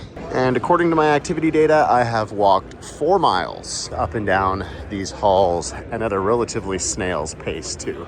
Oh man, I see a bunch of people going upstairs here and I was like, please don't tell me there's an upstairs to this hall as well. But I'm seeing that it says seminars upstairs, so that's chill. I'm not going up there. I don't want to wait in line for food, so lunch today is gonna be a beer.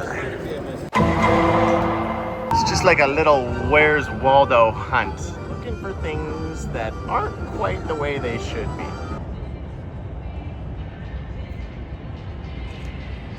You're so vain. You probably think this video's about you. You're so vain. Oh no. Pretty sure there's supposed to be a bolt on that. If you're gonna strap it down, at least tighten your strap. Oh look, a strawberry. Oh look, a strawberry. Oh look, a strawberry.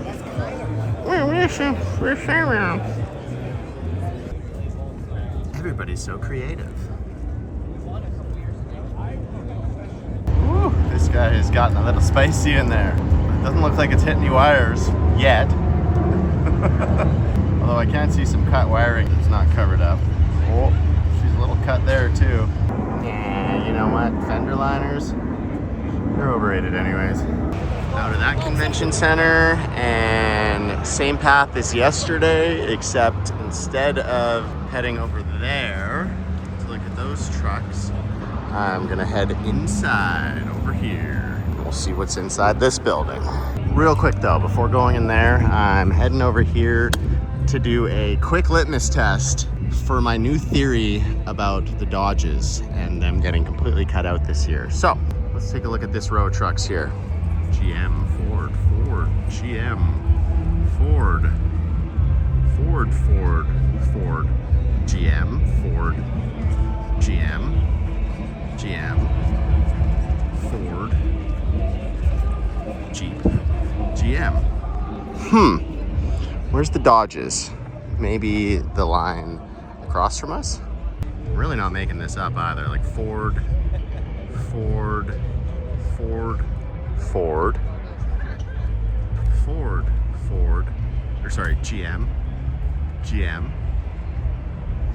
GM, Ford.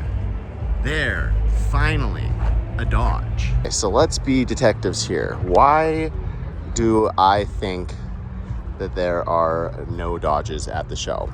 Well, Ford obviously had a brand new front end this year. Dodge has looked the same for like 4 or so years. They haven't actually done their facelift model yet. I think that's gonna come next year. So I think there's gonna be Dodges as far as the eye can see next year. And that actually worked out pretty well because the Mega Mini has a 5th gen front end, which is the same as this, and the grille and the headlights were no good. So ideally I can get some 2026 style headlights and grille for it, and everybody's gonna think it's also a brand new Dodge, except it's not really gonna blend in quite the same with the bed dancing 20 feet in the air and it three-wheeling and, you know, being a overall menace to society, just like I like them to. So if you want to see that happen, subscribe. Now's the time. All right, back in the corner of the next hall now. And there's a lot to see. So let's go see it. Starting with this thing. Holy, this is cool. All one piece. That whole box and fender. This thing looks like a Hot Wheels. Oh yeah, that's cool as hell. No front fenders on it, so open wheel. What a strange hybrid of different automotive cultures built into this one unit here. And then beside it, we've got a Joker unit. Also the front and rear suicide doors. And then there's a 6x6, and then there's a 356. Beautiful car. And we've got a grumper on this Super Duty here. How do you guys feel about these grumpers where it's a grill and a bumper as one? Lots of funky colors. Got the Thule on top of the Porsche, of course. a little something for everybody. Got the hellfish. Got to take a quick look at this thing. Hellfish as in hellcat, and fish because a barracuda is a fish. For those of you that didn't get it, it's for sale. Here's TikTok or Instagram. Oh yeah, that looks like Snapchat, but... Yeah, I know. I should take that off, huh? No, it's all good. Well, I guess you could cut the little Snapchat logo off. And then beside that orange unit, we have this very interesting ride. It looks really cool because you can't really see too much that's different from here, but then you walk over here and this whole front end acts as a spoiler or a front air dam. I'm not really certain, or splitter, or whatever the heck you want to call it. But that's beautiful. I don't know what kind of car this is, but it looks factory. Like, am I wrong here? Is this just a kit? What is this? Okay, looks like a Charger. Is this like a brand new Charger? Is that what they've done to them? Or Daytona? Ah, it's a fancy one.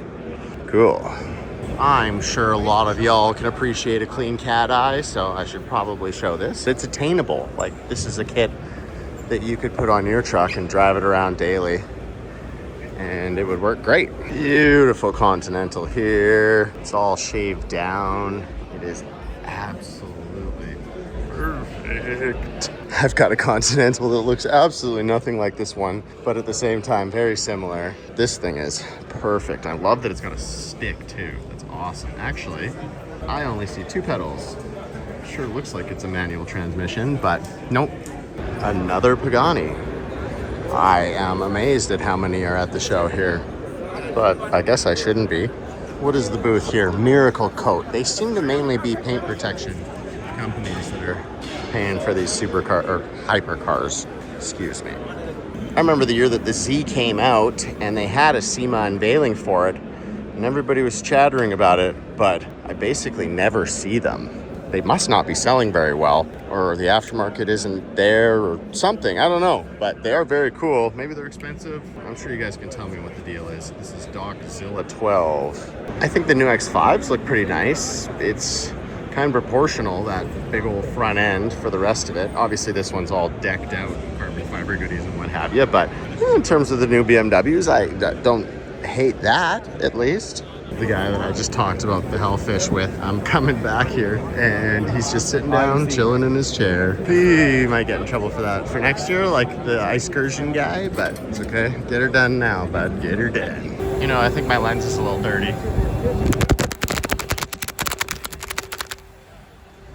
Much better. Another early 50s Chevy pickup.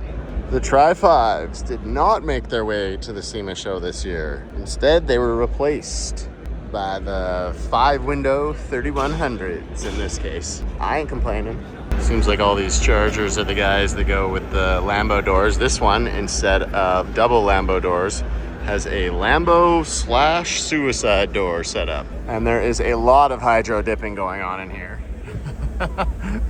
About as much as you could possibly get.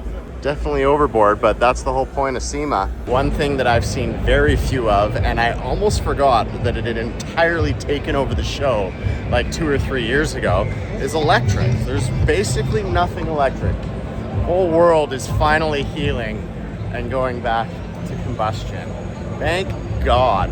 I think that quite a few of the manufacturers have dropped out of that pledge for 2035 to have only electric vehicles coming out. So yes, the world is finally healing, and I'm happy. Here we got a Cullinan, and it has been shot with 45, and it did not penetrate. That's impressive. Oh, I'm actually cruising pretty quick through this, but a lot of these booths here are just the same thing over and over. Like, there's got to be about 70 different booths that sell tape of different sorts and carpet cleaners of sorts, and this one is Yongkang. Like, there are a lot of just the Chinese manufacturers that are here, and then you got the main guys too. We got Bobcat here. Here's one of those creepy robot dogs. Oh geez.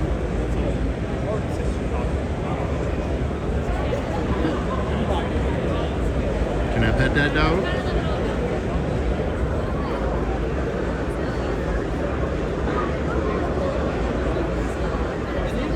Good boy. Can I pet that dog? Come here, dog. It's a good boy. Yeah. Oh, that's a good boy. You shake a paw. Yeah, good boy. This thing looks like a freaking Decepticon, man. Like it's about to transform. Compared to a Hummer, like the Hummer looks tiny compared to it. There's another one here. BEC Defense. Wow. That is absolutely wild. This one is built. Oh, look, it's Max again. Hey, guy. Bruh. About to enjoy this $9 Red Bull. I found another Suzuki S2000, and this time it's with the whole gang. Sick. Even have Tyrese's Eclipse here. Oh, cool. Signed by the whole team. I wonder if there's a Paul Walker logo on there. I do not see one. R.I.P. But wait, there's more. There's Brian's Eclipse there. Tegra. Very cool. Looks like the person that owns this collection is, for the most part, the Vipers guy. Beautiful E30 here in a 7-Eleven livery. And the LEDs underneath actually kind of match. So I'll actually say yes to the underglow on the race car, because that looks cool. Should I get underglow on mine now? No, no, no. There's a TVR, first one of the show that I've seen. I've always loved these cars.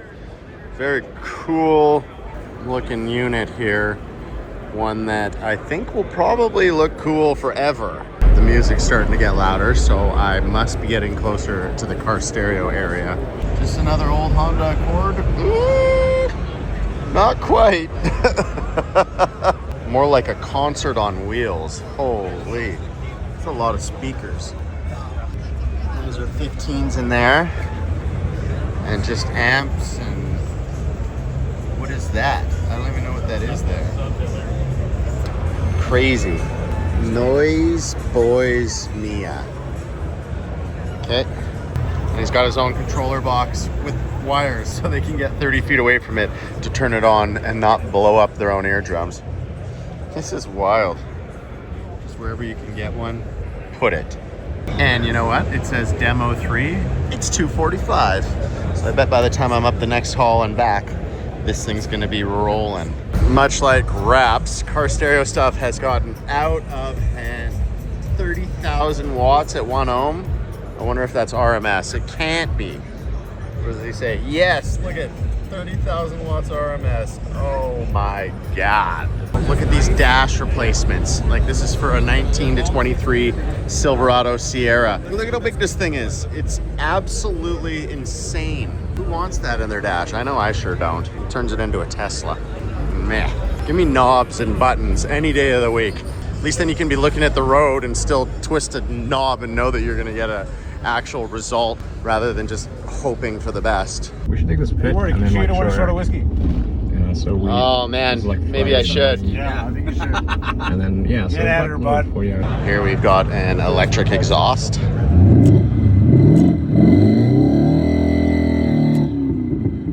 Woo! That thing was crazy, man. I might throw a rod. All right, it's almost 3 o'clock. Made my way back here. Looks like there's quite a few people hanging around watching. I'm hoping to not be able to hear my own thoughts. I think that's probably a reasonable expectation. I love seeing these guys with these real high-tech setups. Meanwhile, I'm just out here with my phone. But not the only one. Some people's got gimbals and shit. I'm just holding mine because I'm old school. I like to fly under the radar. Okay, here we go. Pump that shit. That was definitely loud. Sheesh. This is a dream OBS right here. Slammed crew cab. Super duper clean. I always wanted one of these.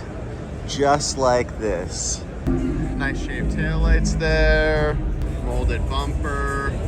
Really nice clean ride. Here we've got Chris Fix, and he's doing his shtick with his helmet, puts the visor down for photos, and then talks with people with it up, which is nice. I actually think that's the way to go because it's more personal to see somebody's face. So that is what the man looks like. For any of you that have wondered, I'm sure you can find pictures of his face online if you really cared enough. This is super cool. According to this, it's a 35 Hudson Terraplane. I would have never been able to tell you that. Wow, it is awesome. I would love to have one. I'm not sure if that day will ever come, but I'm only 2 years into my collecting right now and I got a lot, so maybe I'll get one. I really like that it has these double forward facing doors, so you open it and it goes that way.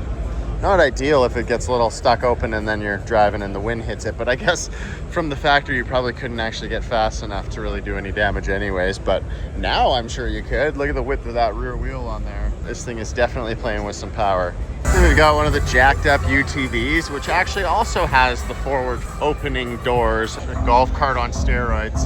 This thing could actually do some work too. I'm sure it would if it didn't mean that it would need a 100-hour detail to bring it back to this level again. Wow, some insane airbrushing on this ice cream truck here.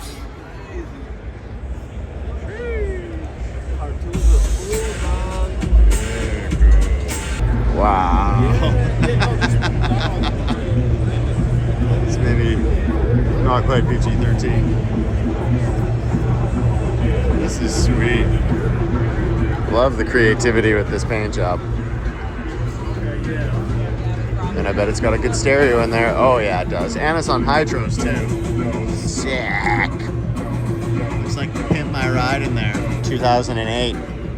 Awesome. Look at this stuff. Oh man. It's like an 8, but it's like 15 inches deep. You'd never know. It's basically the chode of subwoofers. Wow, another one of these showstoppers. This thing is just beautiful. Whoa, look at those tail lights. All right, I've made my way into one of the corners here and I have found the Battle of the Builders. These are usually some of my favorite rides, so we're gonna see some really high quality stuff in here. Started out with a Blazer, got a Ford here, 250. This one is just perfect. And then we've got a 30s Chevy. What's going on here? Oh, it's got a box in the back with some really cool hydraulic work. Probably started out as a panel van and then they added some truck sides to it to open it up and then a bed. And then they would have enclosed all that. And we've got a C10 here, super clean. And then here's another 50s Chevy truck. It is absolutely beautiful. 55. And all of this has all been molded together, so this box is all just one piece. Not like it's going to be used for a tailgate anyways. Beautiful Corvette. That's all the money that's been spent to make it happen.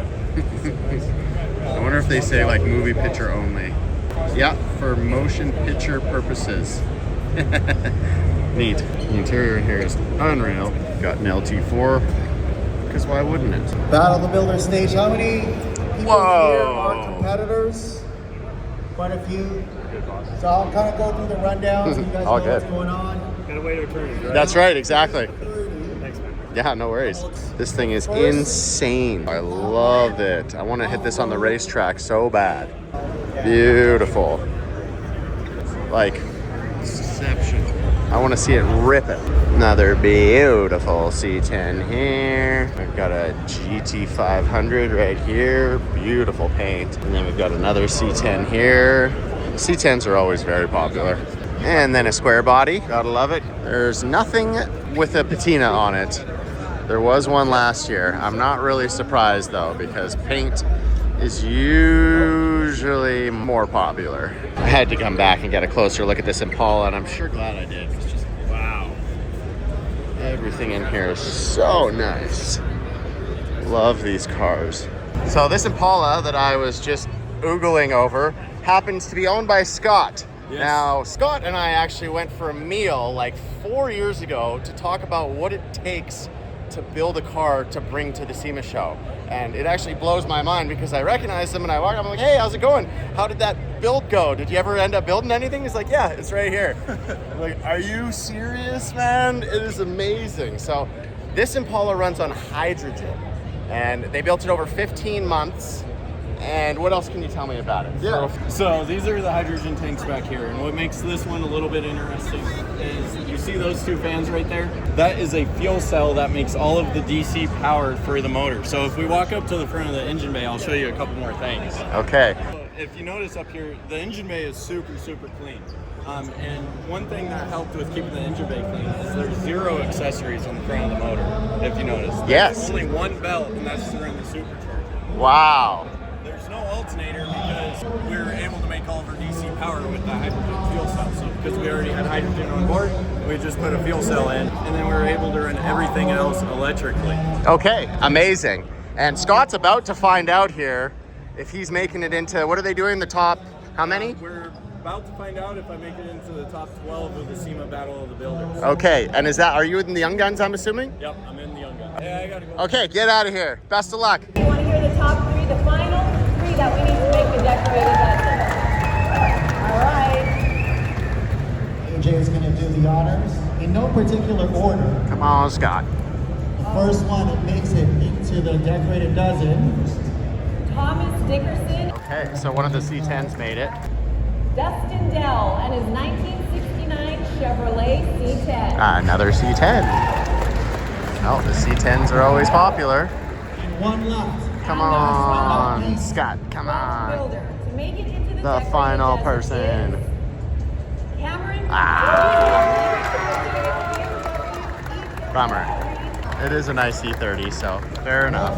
I'm sure that's a little disappointing for Scott, but even getting this far is real impressive, so be proud of yourself, bud. That is a super clean OBS mini truck. Love the mini truck style graphics.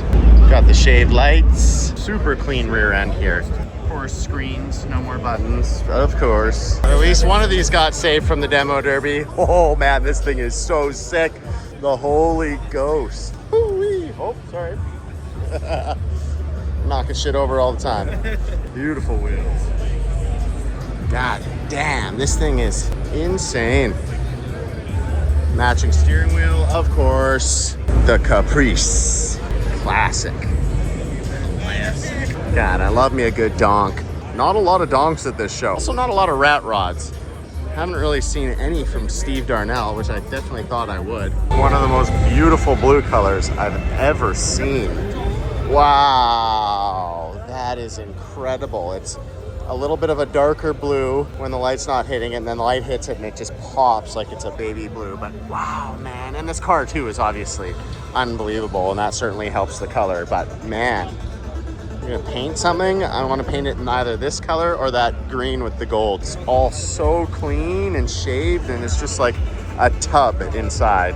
Unreal. I officially made it into the complete opposite corner of where I was earlier. So this hall is cleared and there's no upstairs here, thank goodness. There is still more halls to see, but that's for tomorrow because it is 4 o'clock. We'll go outside and hopefully catch a burnout show at either the Burnyard or the Horsepower Rodeo if they're not done yet. But yeah, my feet hurt, my knees hurt.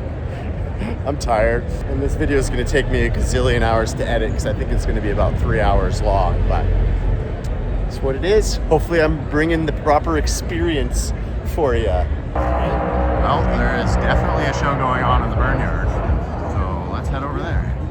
Oops, got caught up in a conversation, and now the Burnyard is done. Now this is how you do SEMA in style. Sweet. It's 4:30, it looks like we're still getting some action at the Horsepower Rodeo. Whoa, this guy's two-wheeling. That was crazy. Is that one of them electric cars with the speakers that plays the engine noises?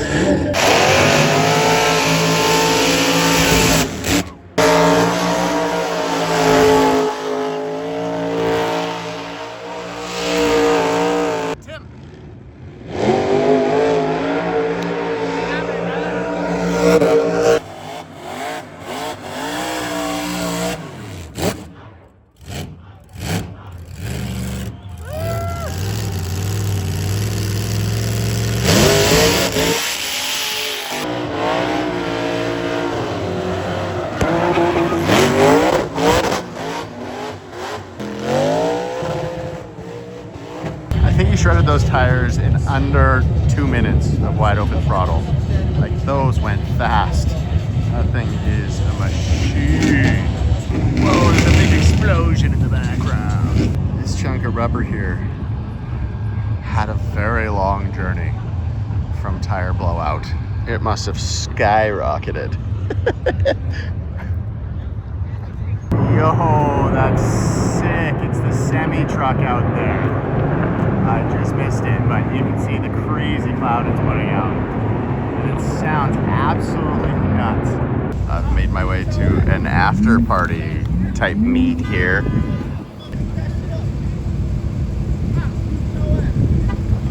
Oh shit. Security guard getting in a fight. Drama. I didn't even mean to show up here. I just went to go grab some food and ended up in this. Got some pretty good variety here too.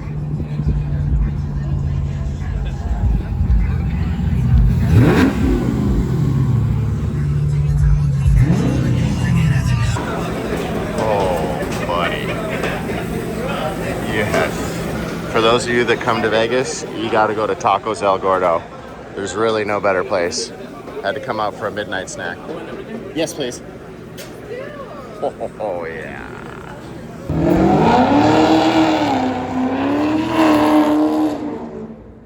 Vegas is just a GTA lobby in real life. Came back last night, continued some editing, did some more this morning, and now I'm back out to the show, day 3. Today's first spot is gonna be the Central Hall, and I'm taking the Vegas Loop to get over there so I don't have to walk that whole way. It's basically this big tunnel underground that Teslas drive in, and they take you all around the convention center. It's pretty sweet. Nowhere is safe. I'm seeing a lot of painter's tape. Come on, Elon. Looks like they didn't quite finish that job there, so and I don't know if it has anything to do with that. Probably not. Might have a couple problems here. Making sure you're not leaking. Well, apparently not one though. Leaky, leaky. Uh-oh, that's hydraulic fluid right there. That's no good. Here we've got a missing drive shaft and some oil leaks. Why not double them up? I think after getting all the way to SEMA, that you would spend the minute that it takes to put down some cardboard so that you're not just spraying all over the ground as well. And that's not a one-off thing either. We got one there, we got one there. There, we got over here. Where's the sticker at? You know, it's actually the norm. Maybe that's how these big trucks mark their territory. You know, does that make sense? I know this is just nitpicky stuff, and if this is the worst that I have to worry about, then the show's pretty good, but come on, I mean, they sprayed it right there and then they moved the unit. Oh.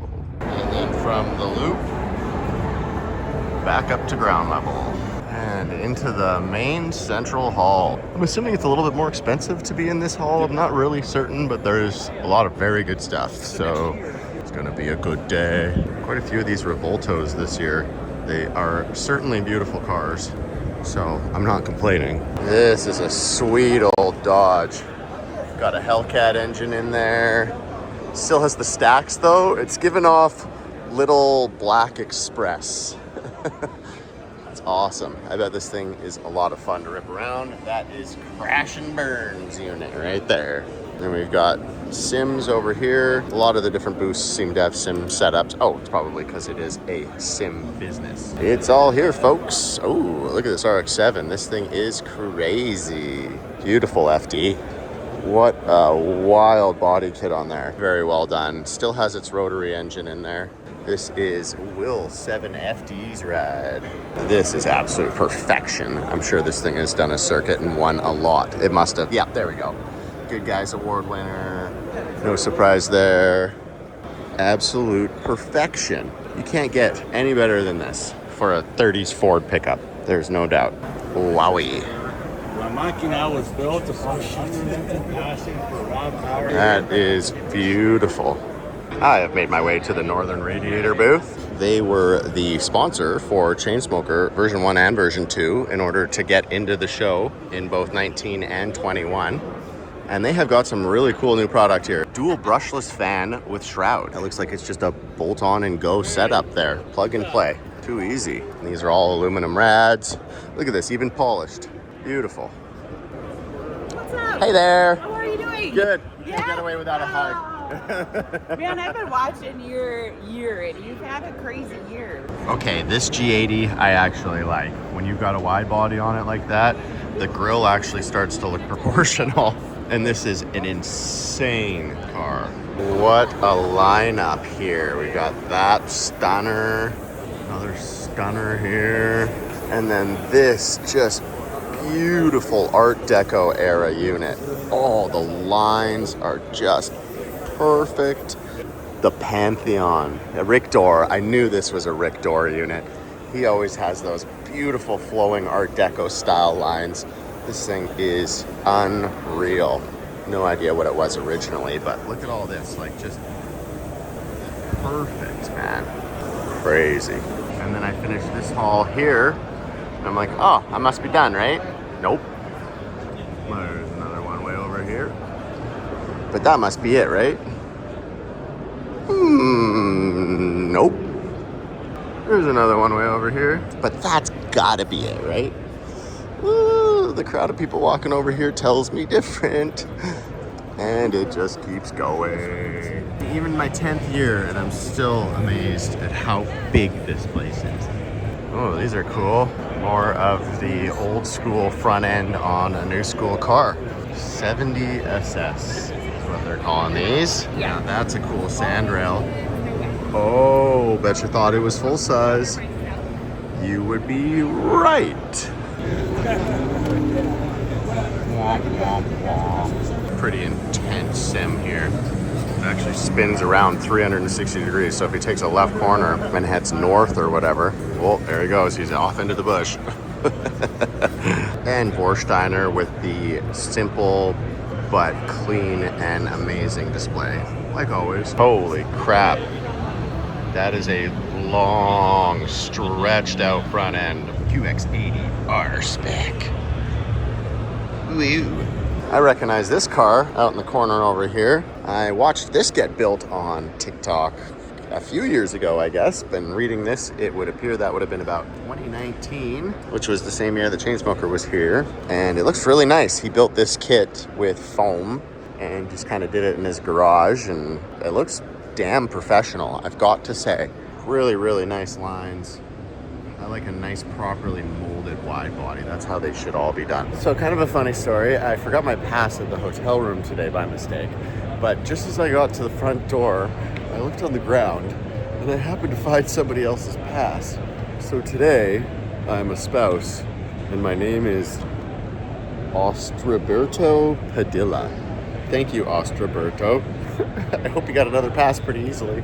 Wow, I think this is about a 25-foot long car. 30 feet. 30 feet, wow. 317 miles an hour, making it the fastest Cummins on the planet. Wow. Crazy. Wow, one of the cleanest Stingrays I've ever seen. Beautiful wide body. Side pipes are cool. Beautiful interior. What a gorgeous color. Unreal. So clean. So nice. Wowie Maui. A lot of extremely clean classics. This one's a Charger. With this wheel color and this body color combination, I feel like I've seen about 10 of them.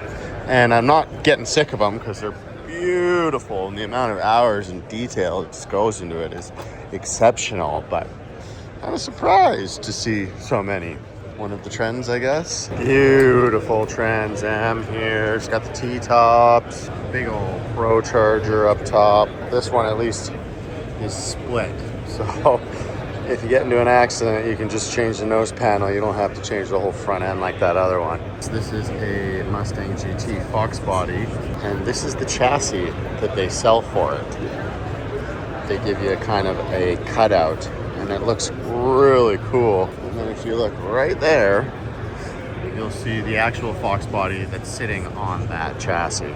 I'm not sure how much of this is really still Viper, but whoa, look at the size of the turbo. And it goes from 1 out into 4, which is actually 5. Is the same thing on the other side? Oh dear Lord, it is.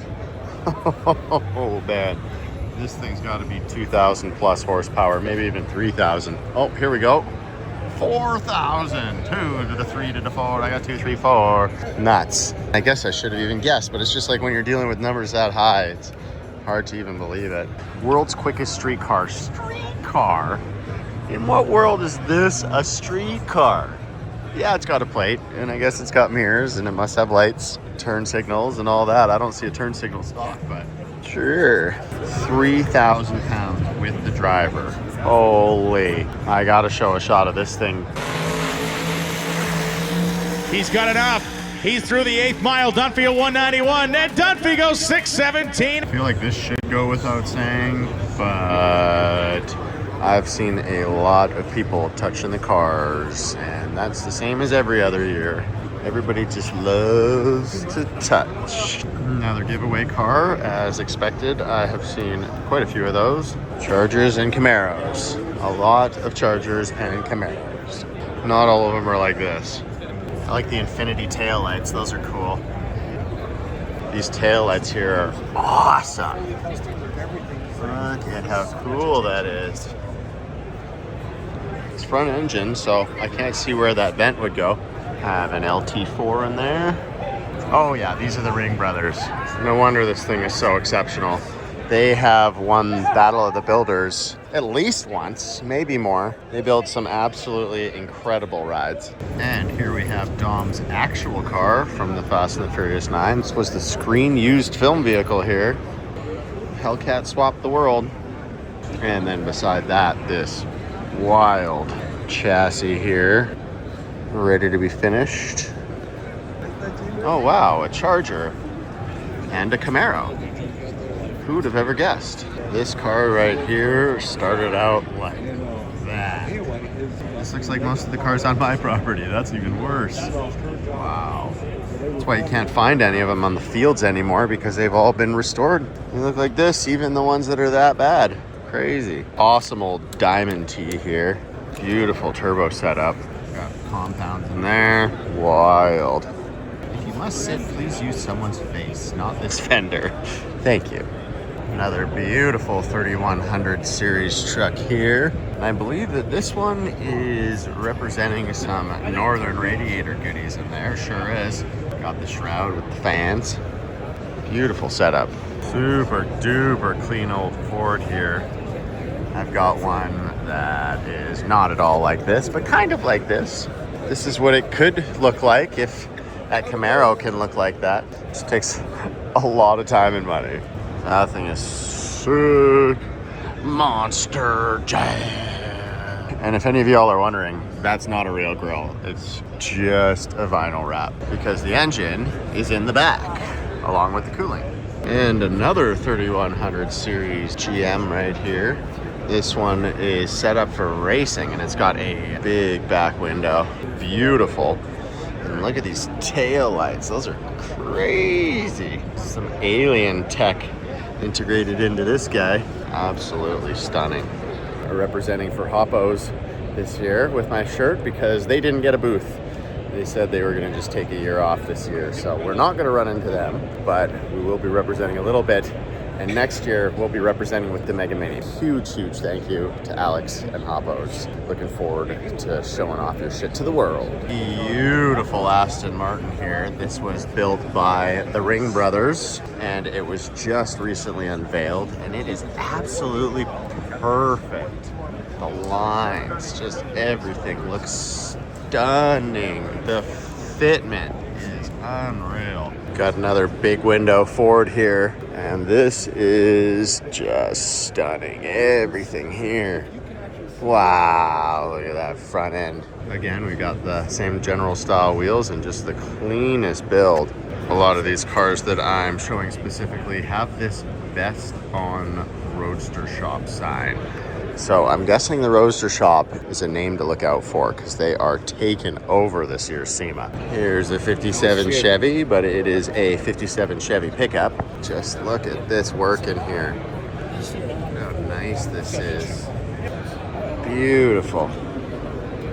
Beautiful Impala here, probably about a 63.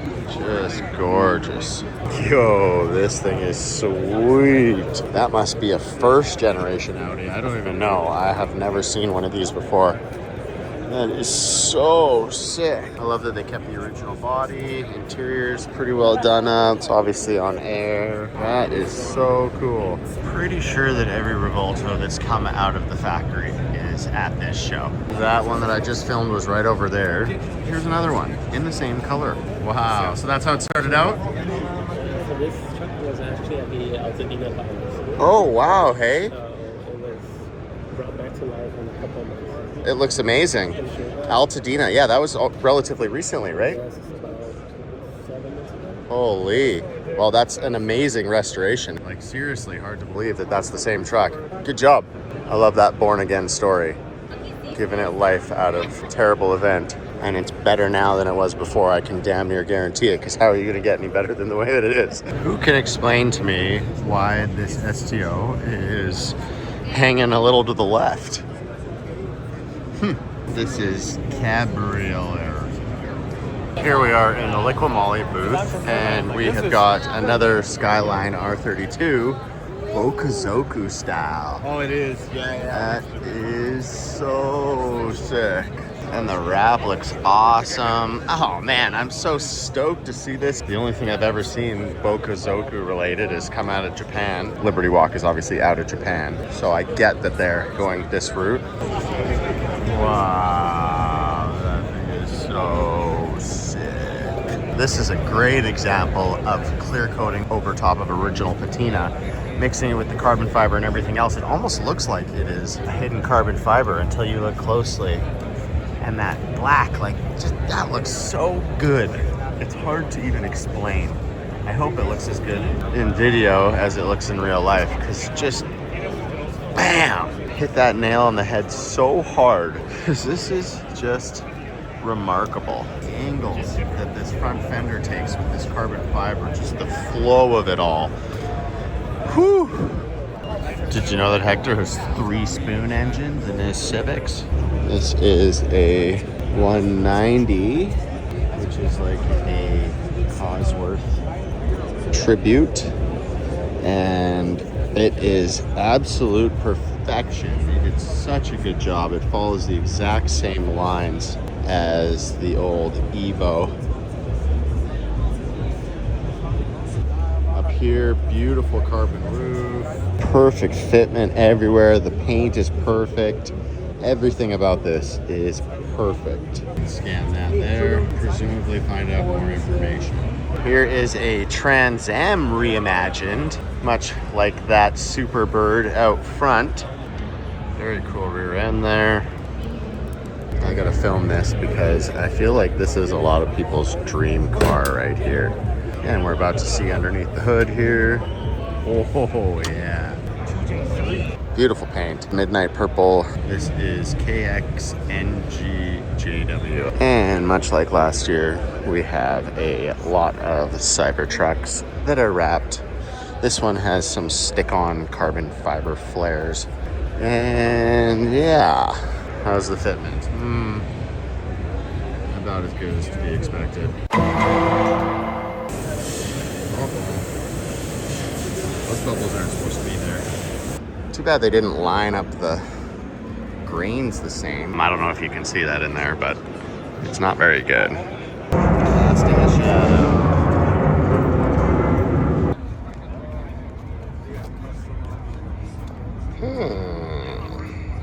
Made it back outside here. Got some beautiful rides, and right over here is the Toyo Tread Pass. I've been looking forward to this all week.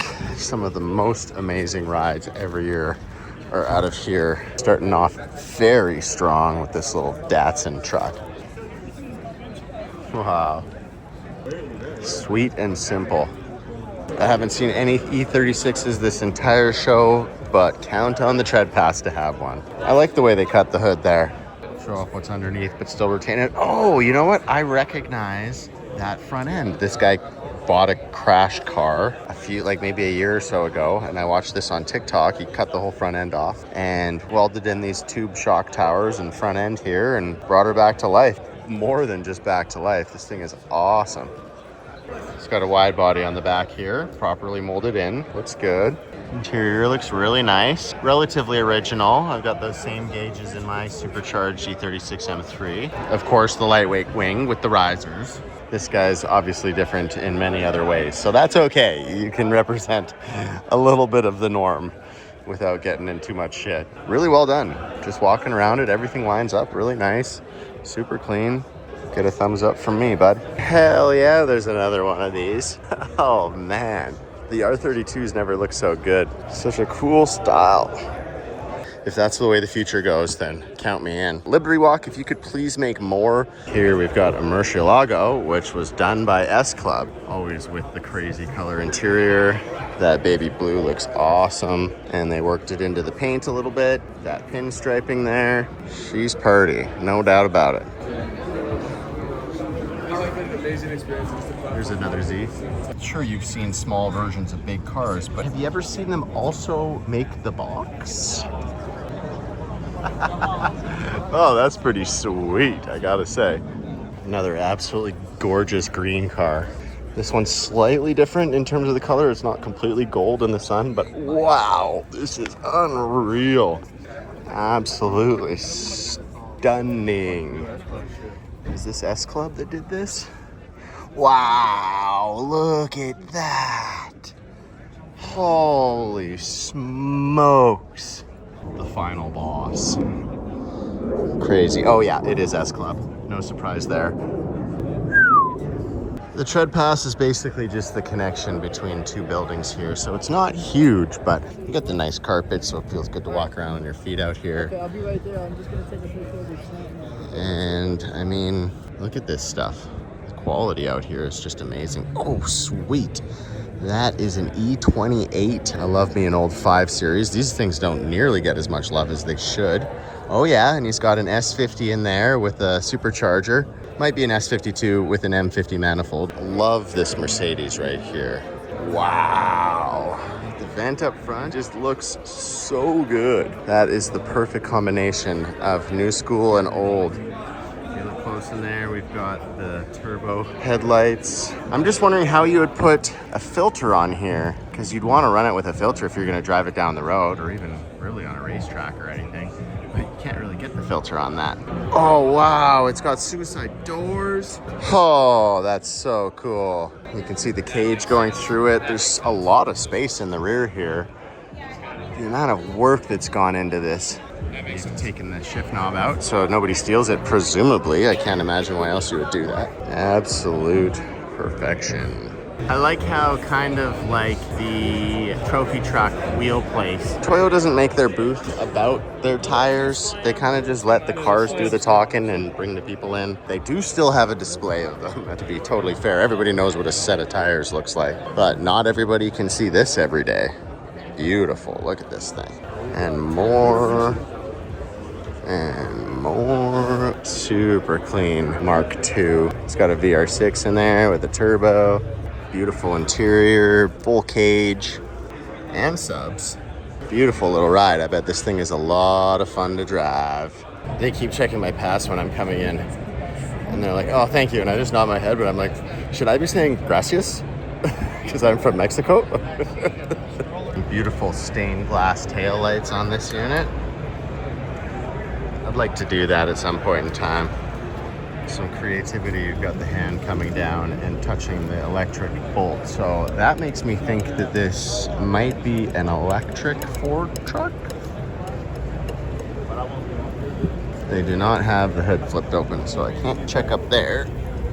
I definitely see an oil pan with an oil drain plug there. Good. This is pretty cool. These are reproductions of older car bodies, like the actual body itself, from carbody.com. I like that you can do that. So you can build your own brand new old school rig, because because I know like most of these Land Rovers here are just rotted out completely. Same thing with these Datsuns and these Corollas too. There were a couple of these for sale recently. I'm down here at SEMA, but I'm still looking at Marketplace, and they were in Calgary just a couple days ago. I missed them. There was 2 of them in a field for $1,500. What a deal. What is this, a barbecue? It sure is. Here's the booth with those little Volkswagen bikes, and they got a whole bunch of them here. That's hilarious. This is a very cool off-roading unit here. I believe these are flotation wheels. And then if you look closely, right in the middle, it pivots. So when it steers, it moves the front and the back separately, like a big piece of equipment. Oh, sorry. People carrier set up in the back. Man, this thing would probably go anywhere. Looks like it's ready to go to the moon. And you see there's no steering components up front? Crazy. All right, I've covered all of this ground, and I'm into the final corner of the final hall, and this is the Future Tech Studio. Let's check out all of these EV/hydrogen/alternative options to gasoline. Wow, it's beautiful. I like that it's got a low rider style paint job on the roof. It's got these wire wheels and just a giant hump there where there would normally be an engine. And now it would be a motor, I guess, or probably the battery pack, because I don't see any axles. Obviously, it's a 2-wheel drive, so the motor would be in the back, or wherever it is, it's connected to the drive shaft there. I don't know a lot about electric, but it's interesting. There's obviously a lot of something going on inside here. Oof. That is a big drone. This would be scary to see hovering above you. I wonder if you could ride it, jump on the top. Yeehaw! Whoa, look at this thing. It's got 8 rotors. I don't understand. Like, it obviously could maintain forward propulsion, but how would it take off? It doesn't have wheels. Ooh, that is super interesting. I need to know more. Okay, here we go. It's called the Blackfly V3. I came to appreciate that more and more as I got to know more about the aircraft, but it's really fun to fly. And then you got the Tesla that has the rooftop tent, and it's got the solar panel up top, and all of the stuff in there, and you got your barbecue, and you got your scooter, and you got your cooler, and your radio, and just one chair. But I mean, as long as you're happy, then that's all that matters. Oh, this guy's back again. It was here last year. I remember those exhausts. This thing is stunning. It's nice that it's up in the air now. We actually get to take a look underneath. It's perfect under here. I love to see it. Your Future Tech bike. I can see that kind of being what the bikes of the future look like. Looks like Scott's 61 Impala has made it back here. Oh, hell yeah. I got the staff pick by Edelbrock. As it should. Glad to see he's winning some awards with it. Getting some good media coverage over here. Even though it's on the map, it does not appear like there's any cars out in the blue lot this year. Oh. Okay. See, it says feature vehicles, and it says you were here, and that's where I just was. There are no feature vehicles out there, so maybe they ran out of units to show. I don't know.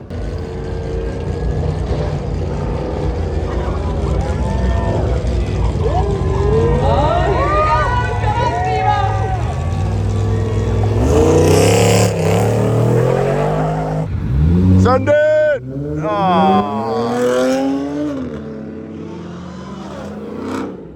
The old man center harder than the younger guy.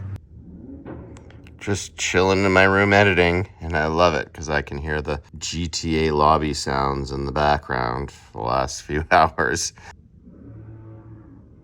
Jesus. All right, it is the morning of day 4. I'm about to check out a real quick room tour of what to expect at the Circus. First off, they haven't cleaned it all. I've been just doing my own cleaning as I come and bringing my own garbage out. Most disappointingly, there was no shampoo or conditioner.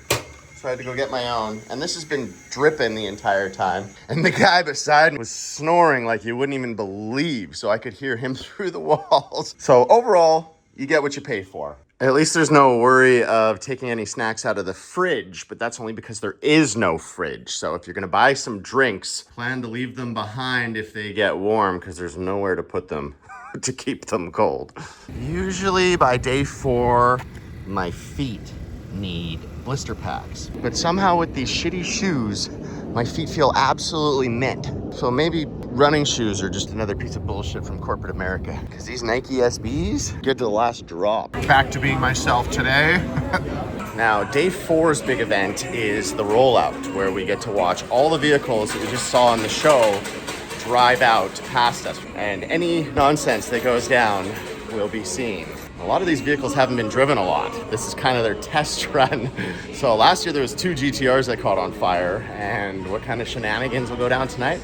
Who knows? But because this was my last day at the hotel, pro tip, if you are doing what I'm doing, go to the front of the lobby and they can hold your bag for you until the night so that you're not stuck holding it around the entire show.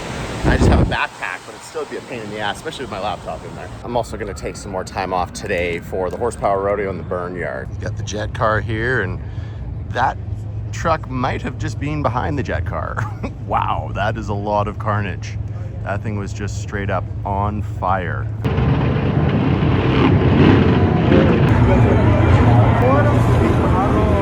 Oh, and I know exactly what happened here. This is the truck that got hit by the semi.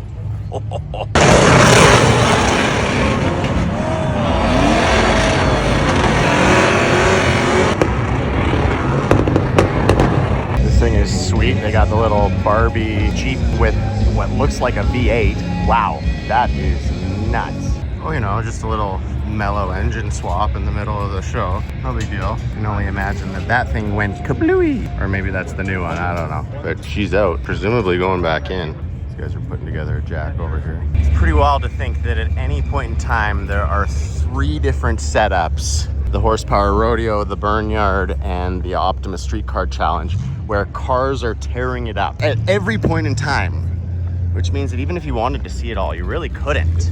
You have to rely on checking out other people's clips online or a video like mine.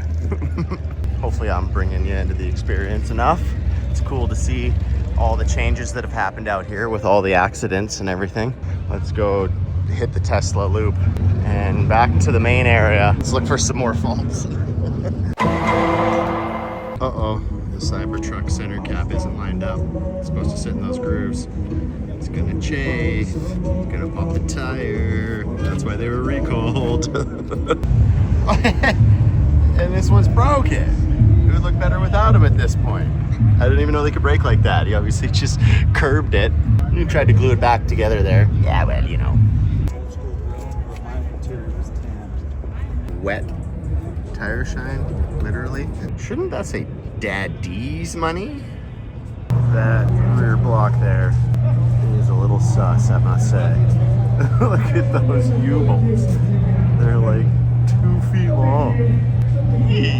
You can see on the diff down here, normally that's a breather that goes up and then the vehicle can go underwater that deep. But this guy obviously knows he's not going to go that deep at any point in time. So just throw a filter on there. Sure, why not? Forgot to wipe away your little marks there. I think when you spend the money on nice advertising like this, you'd spend the 3 seconds to Photoshop the little bit of rust out of there. And what is that? Come on, is that painter's tape? How much do you think it cost to park here for the day? The event center is way down there. If you said $60, you'd be right. Plus taxes and fees. Oh my God. It is amazing that this is all carbon fiber work in here. Doesn't mean you should go touching it and knocking it though. The evidence of the finger touchers. Oh, this one was a bad one. That was a swiper. Swiper be swiping. It's very rare that a car will just leave during the SEMA show, but that Superbird tribute here is gone. I wonder why. Come back to the 2 vehicles that were undercover, and I believe I said Jimmy and Camaro, and I believe that I am right. Beautiful rides too. They are clean. That actually might be a Blazer, but close enough, same thing. Normally your hitch looks like that, right? It has little nubbins on the end here. This one has some pieces that you slide in, and it's got lights on it, and there's even a light on the side here. You can see that it just bolts up into there like that. I like that. Quick, simple, easy, no real modification required. Or if you're in Canada like me, looks like they make some that slide into that same spot that are also mud flaps. And judging by the name, Step and Guard, this is also a step. So it gets you up into the truck. I like that. This thing's not only ready to bust your knee, but it's gonna bust your children's knee and your children's knee. They're all gonna wake up with knee pain for the next 100 years. That thing is crazy. I got a better chance to take a look at this DeLorean out front the Central Hall, and wow. I definitely did not realize that was in there the first time around. So just makes you think, like, what else am I missing here? This is crazy. Oh, I bet that would be so much fun. It's got 3 pedals. It is sick. Wow, I wonder what it's like when you've got that much power in a DeLorean. Where's this guy's page? He is Anderson Dick. I did a little research into it yesterday. Not a C, it's an S. Bosuzoku. Oh, and it has the same style exhaust as that Hoonigan Porsche over there. That is really cool. I'd never seen that before. What's really crazy to me to think about is that this is my industry conference. Like, I've got friends that go to industry conferences also in Vegas, but they just sit in a room and one person talks the entire time. Like, boring. I get to experience this. How lucky am I? I definitely chose the right industry. It's a dream. Haven't seen a lot of engraving this year, but there is some in this Ram emblem here, and wow, look at the level of detail. Looks amazing. Now do the whole truck in it. I was just admiring this truck. I'm thinking, wow, it's got some sick brakes on it. I'm glad to see that they did them, and this side too. And then I go to the front, and it's a brake business that's advertising here. So that's about the only way you'll find upgraded brakes, is if it's with a business. Go look at the rest of them. They're all stockers. And I mean, I'm probably gonna run stock brakes too. They're gonna work, but I wouldn't actually wanna do a lot of work with the truck. It's definitely a show truck. Here's a big Tahoe. And I've seen most vehicles lifted up like this, but after walking the whole show, still no giant lifted Cybertrucks. I can't believe that hasn't happened yet. Come on, suspension companies, throw something out there. I'm assuming they don't think that they're gonna be able to sell any of them, so they're not doing it. I feel like that's something that Quake should do. So I'm calling you out, Quake. Make a lifted Cybertruck that looks like this. It'll be expensive, but it'll be worth it. Seeing quite a few of these trucks with this liquid spring setup, which looks like it's a hydraulic suspension. I haven't seen those before, so that's pretty cool. Oh, I found a little bit more engraving, and fittingly, it's on a mini truck. Looks really nice too. Diamond cut edging there. On the door handles as well, and the steering wheel. Some of these guys have gone the next level and gotten all these bolt covers, and you know what, they look really good. Cleans it up a lot. Does look like they might have lost one going down the road there though. I wonder how they stay on. 3, 2, 1, send it!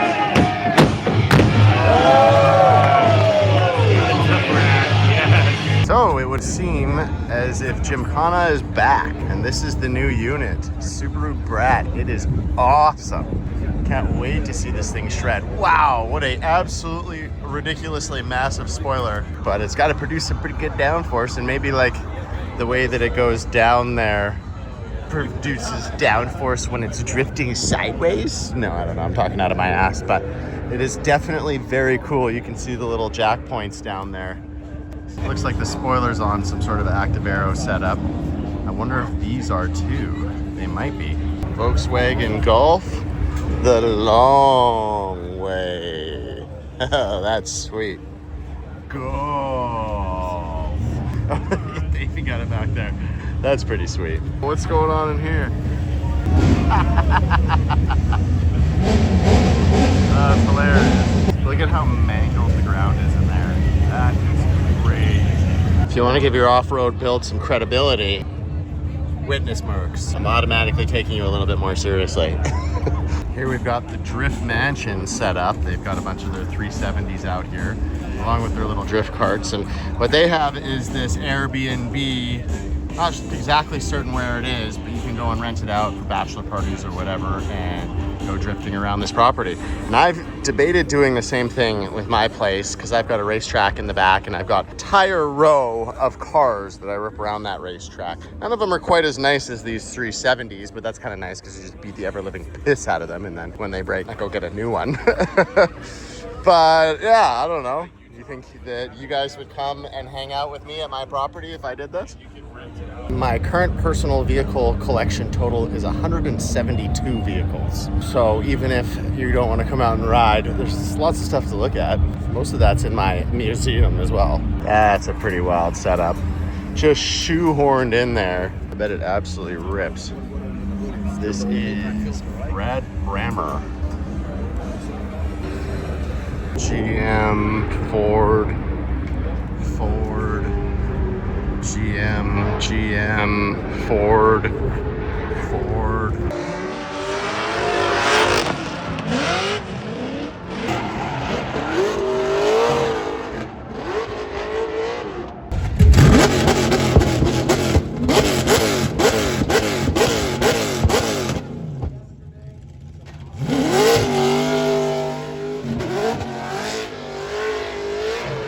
Beautiful little Datsun 510 here. I love these. See, that's proper etiquette. You hold your badge so that it doesn't flop up against the car. New Maverick here with an awesome mini truck paint job on it.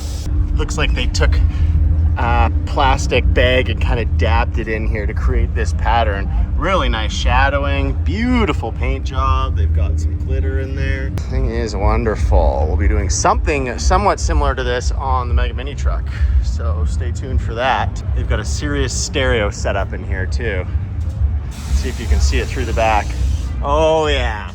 Oh yeah. And how can you not show a square body with a absolutely ridiculous blower on it? Blowing money. Yep, no doubt about that. Got the 6-door Ford with a huge lift, and I got to appreciate the absolutely ridiculously long sway bars because they could have easily skipped that, but they didn't. All right, that same green with the gold, except now it's on a lifted truck. Wow, this color does not cease to amaze me. It looks good on everything. Woohoo! Today has definitely been the busiest day, and that's because SEMA is open to the public on Friday, the final day. Next year, when everything goes well with the Mega Mini build and I'm displaying here, it's such an entirely different experience to actually be showing your stuff. You don't really get a chance to walk around, so I'm hoping you're enjoying this video because there probably won't be one next year. Even just speaking about the experience though, it's super weird to not have a car. Like, you have so many expectations when your vehicle is here and you've got so much to do, but when you're coming as a spectator, like, nobody cares, or at least nobody cares about me. I do whatever I want, whenever I want. Zero expectation, baby. These guys clearly had a bit of a boo-boo, but they said they'd be at SEMA, so they are at SEMA. One way or another. I respect it. That's the name of the game sometimes. It isn't all unicorns and rainbows.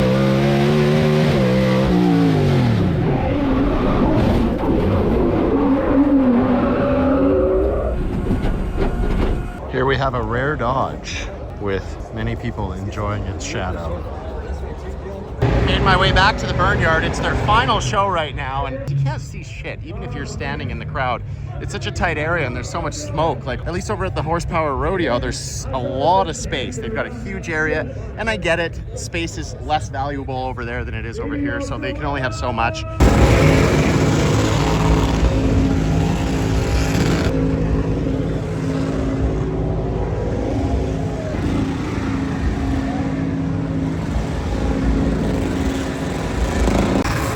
Blocking out the sun.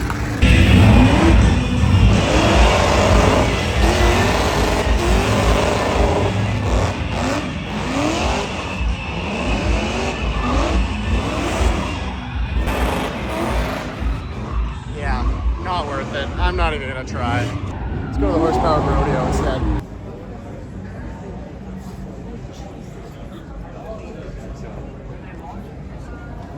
Even from in there, got a big crowd. And if you walk down here instead of down there, you come across the art walk. There's some really cool pieces of automotive art in here. Got the mini truck skateboards, that's dope. Some really cool pieces over there. There's a 3100 series. I wonder if they'd allow tattoo artists into here, because Shamek should really get a booth. I think he'd get a lot of business. Back over at the much larger horsepower rodeo, where I'll actually be able to get to see some stuff. It's the truck that they just put a new engine in this morning. That's sick. That didn't take long. And look at the turbo setup that's on there. I guess I just missed it out there, and it's being pushed back in, so it might be broken once again. Car stop, turbo keeps spinning. Who needs a dolly when you've got a skateboard?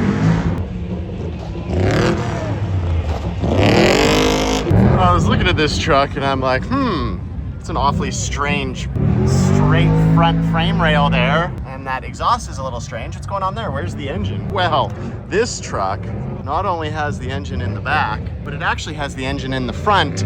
Because look right there, there's the steering wheel. This is a backwards truck. You can see here, this is the front suspension because it's on coils in the front and then leafs in the back, but leafs in the front and coils in the back now instead.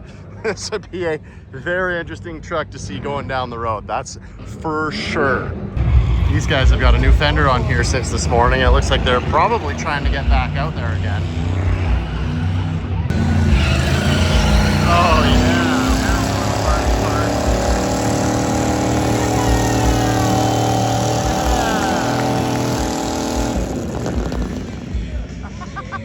Make some noise, ladies and gentlemen, for the Big Block Barbie Car. That is awesome. Went like 10 feet from the entrance to do a burnout. Oh, and now he stalled. That's a sweet ride. That just doesn't seem right. Music, please.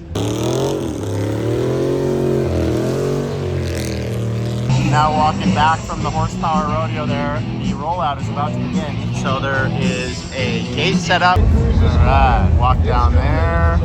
This is where the rollout's gonna be coming down here and then down to here. I'm basically just gonna walk to the front, and then as it's going down, I'm gonna walk all the way down it again. Just because I just love walking. I've done a lot of walking. Sweet.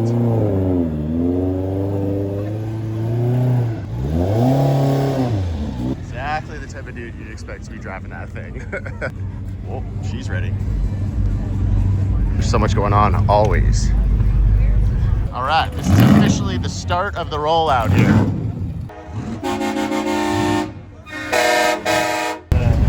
So it is running.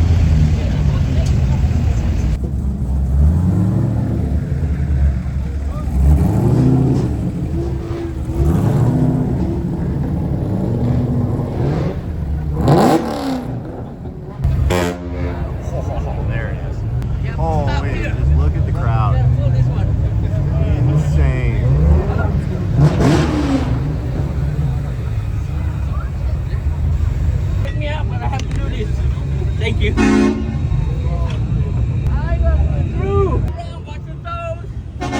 Oh, this is just an accident waiting to happen.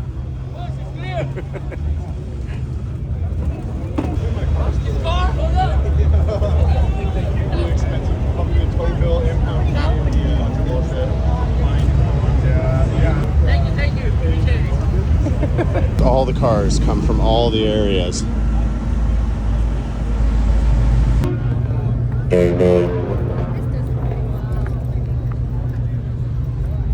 I'd like to know if Tomater is going to be in the rollout. Presumably so, because it has the little holes in the windshield here, so now you can see through it. Oh, and these guys are all now coming out through this exit. Oh, sick. Oh, I'm just gonna squeeze my way through here. I guess I'm faster than the rollout is because I've made my way back to the Whistling Diesel truck in front here, so it's probably a good time to see this actually. I guess I'll call it the Horn Blasters truck because it's not Whistling Diesels anymore. He's probably gonna give us a little bit of a show right here. I mean, he's gonna have to. Probably gonna wait until he talks to the announcer right out here. Same thing that we did with Chainsmoker.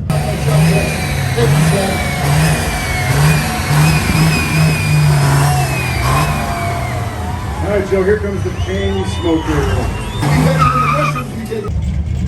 Many people online thought it was a fake ride. If there is a horn blast, let's make it short because I got to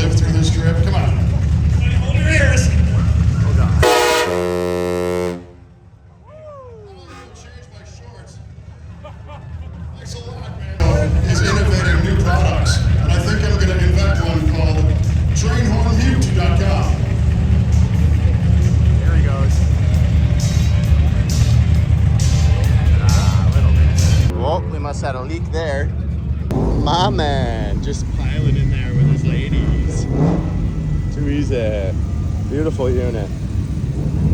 Woo! Yeah, sure, why not? That's you! Drive fast, eat ass. Love it. That Ford is about to drive over that Ford.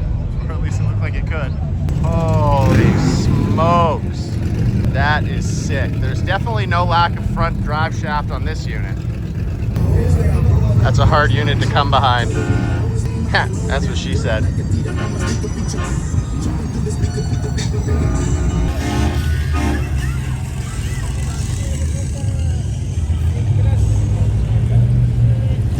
Sun's going down. Off-road Tesla, of course. My childhood carpet on a Lambo, of course. Enough space in there for the entire party. Sweet! Oh man, even more people with that one. Oh, and they're crab walking too. Hell yeah. GM.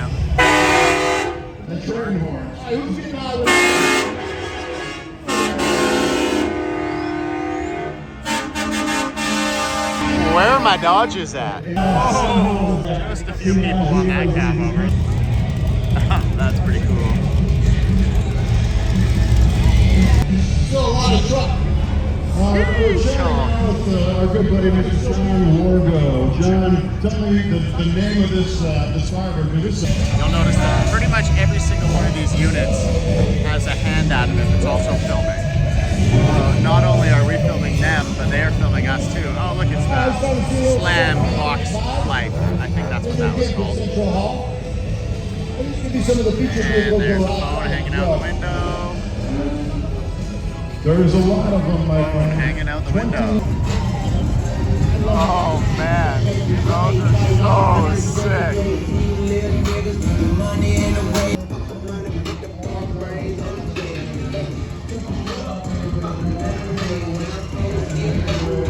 The party on wheel abides.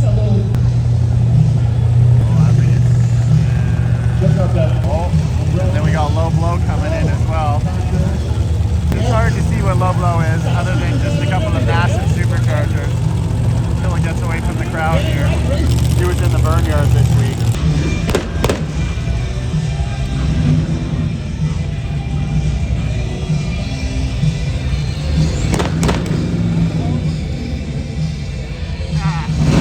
That's where I started.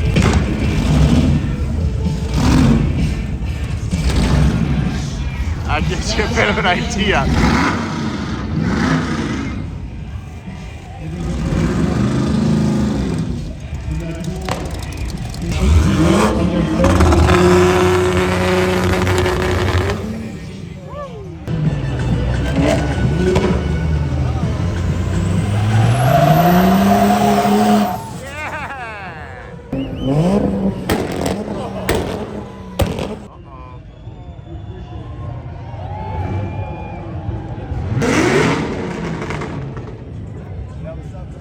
It's a Camaro based on the headlights.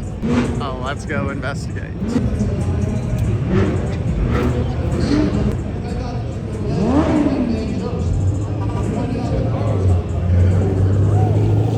What happened to the Camaro? Oh, it did catch on fire.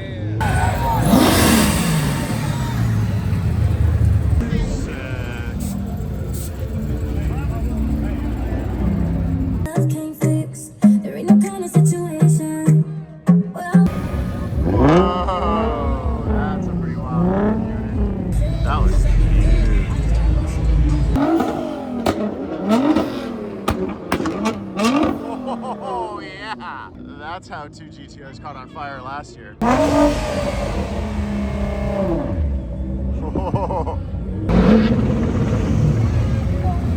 Is that it? No, that can't be it. That was it. 650, so just about 2 hours long. Overall, good show. Shit, looks like this Chevy got on fire. Oh yeah. Spray fire extinguisher in there. Ooh, it's a good thing they had them handy. That's why you don't go anywhere without your fire extinguisher. Water! Anyone got water bottle? Water! Water! Water!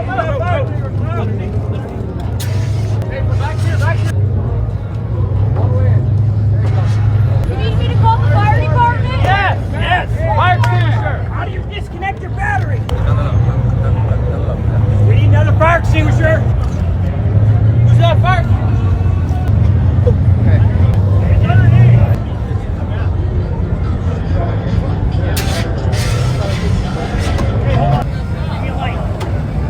And just like that, the SEMA area is empty.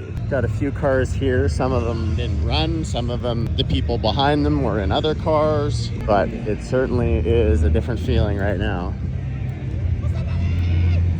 Everybody's a little bit more relaxed. It's all done. Now you just got to figure out how to get home. I got to get to the airport. I'm just going to sit there and edit, I think, for the whole night. My flight leaves at 6 a.m. and I don't have a hotel room. It is currently 3 a.m. and I am the only person other than staff in the Las Vegas terminal here. We got Vancouver at 6:15 a.m. That's the next flight out of here. Got 3 more hours. I'm going to keep doing some editing.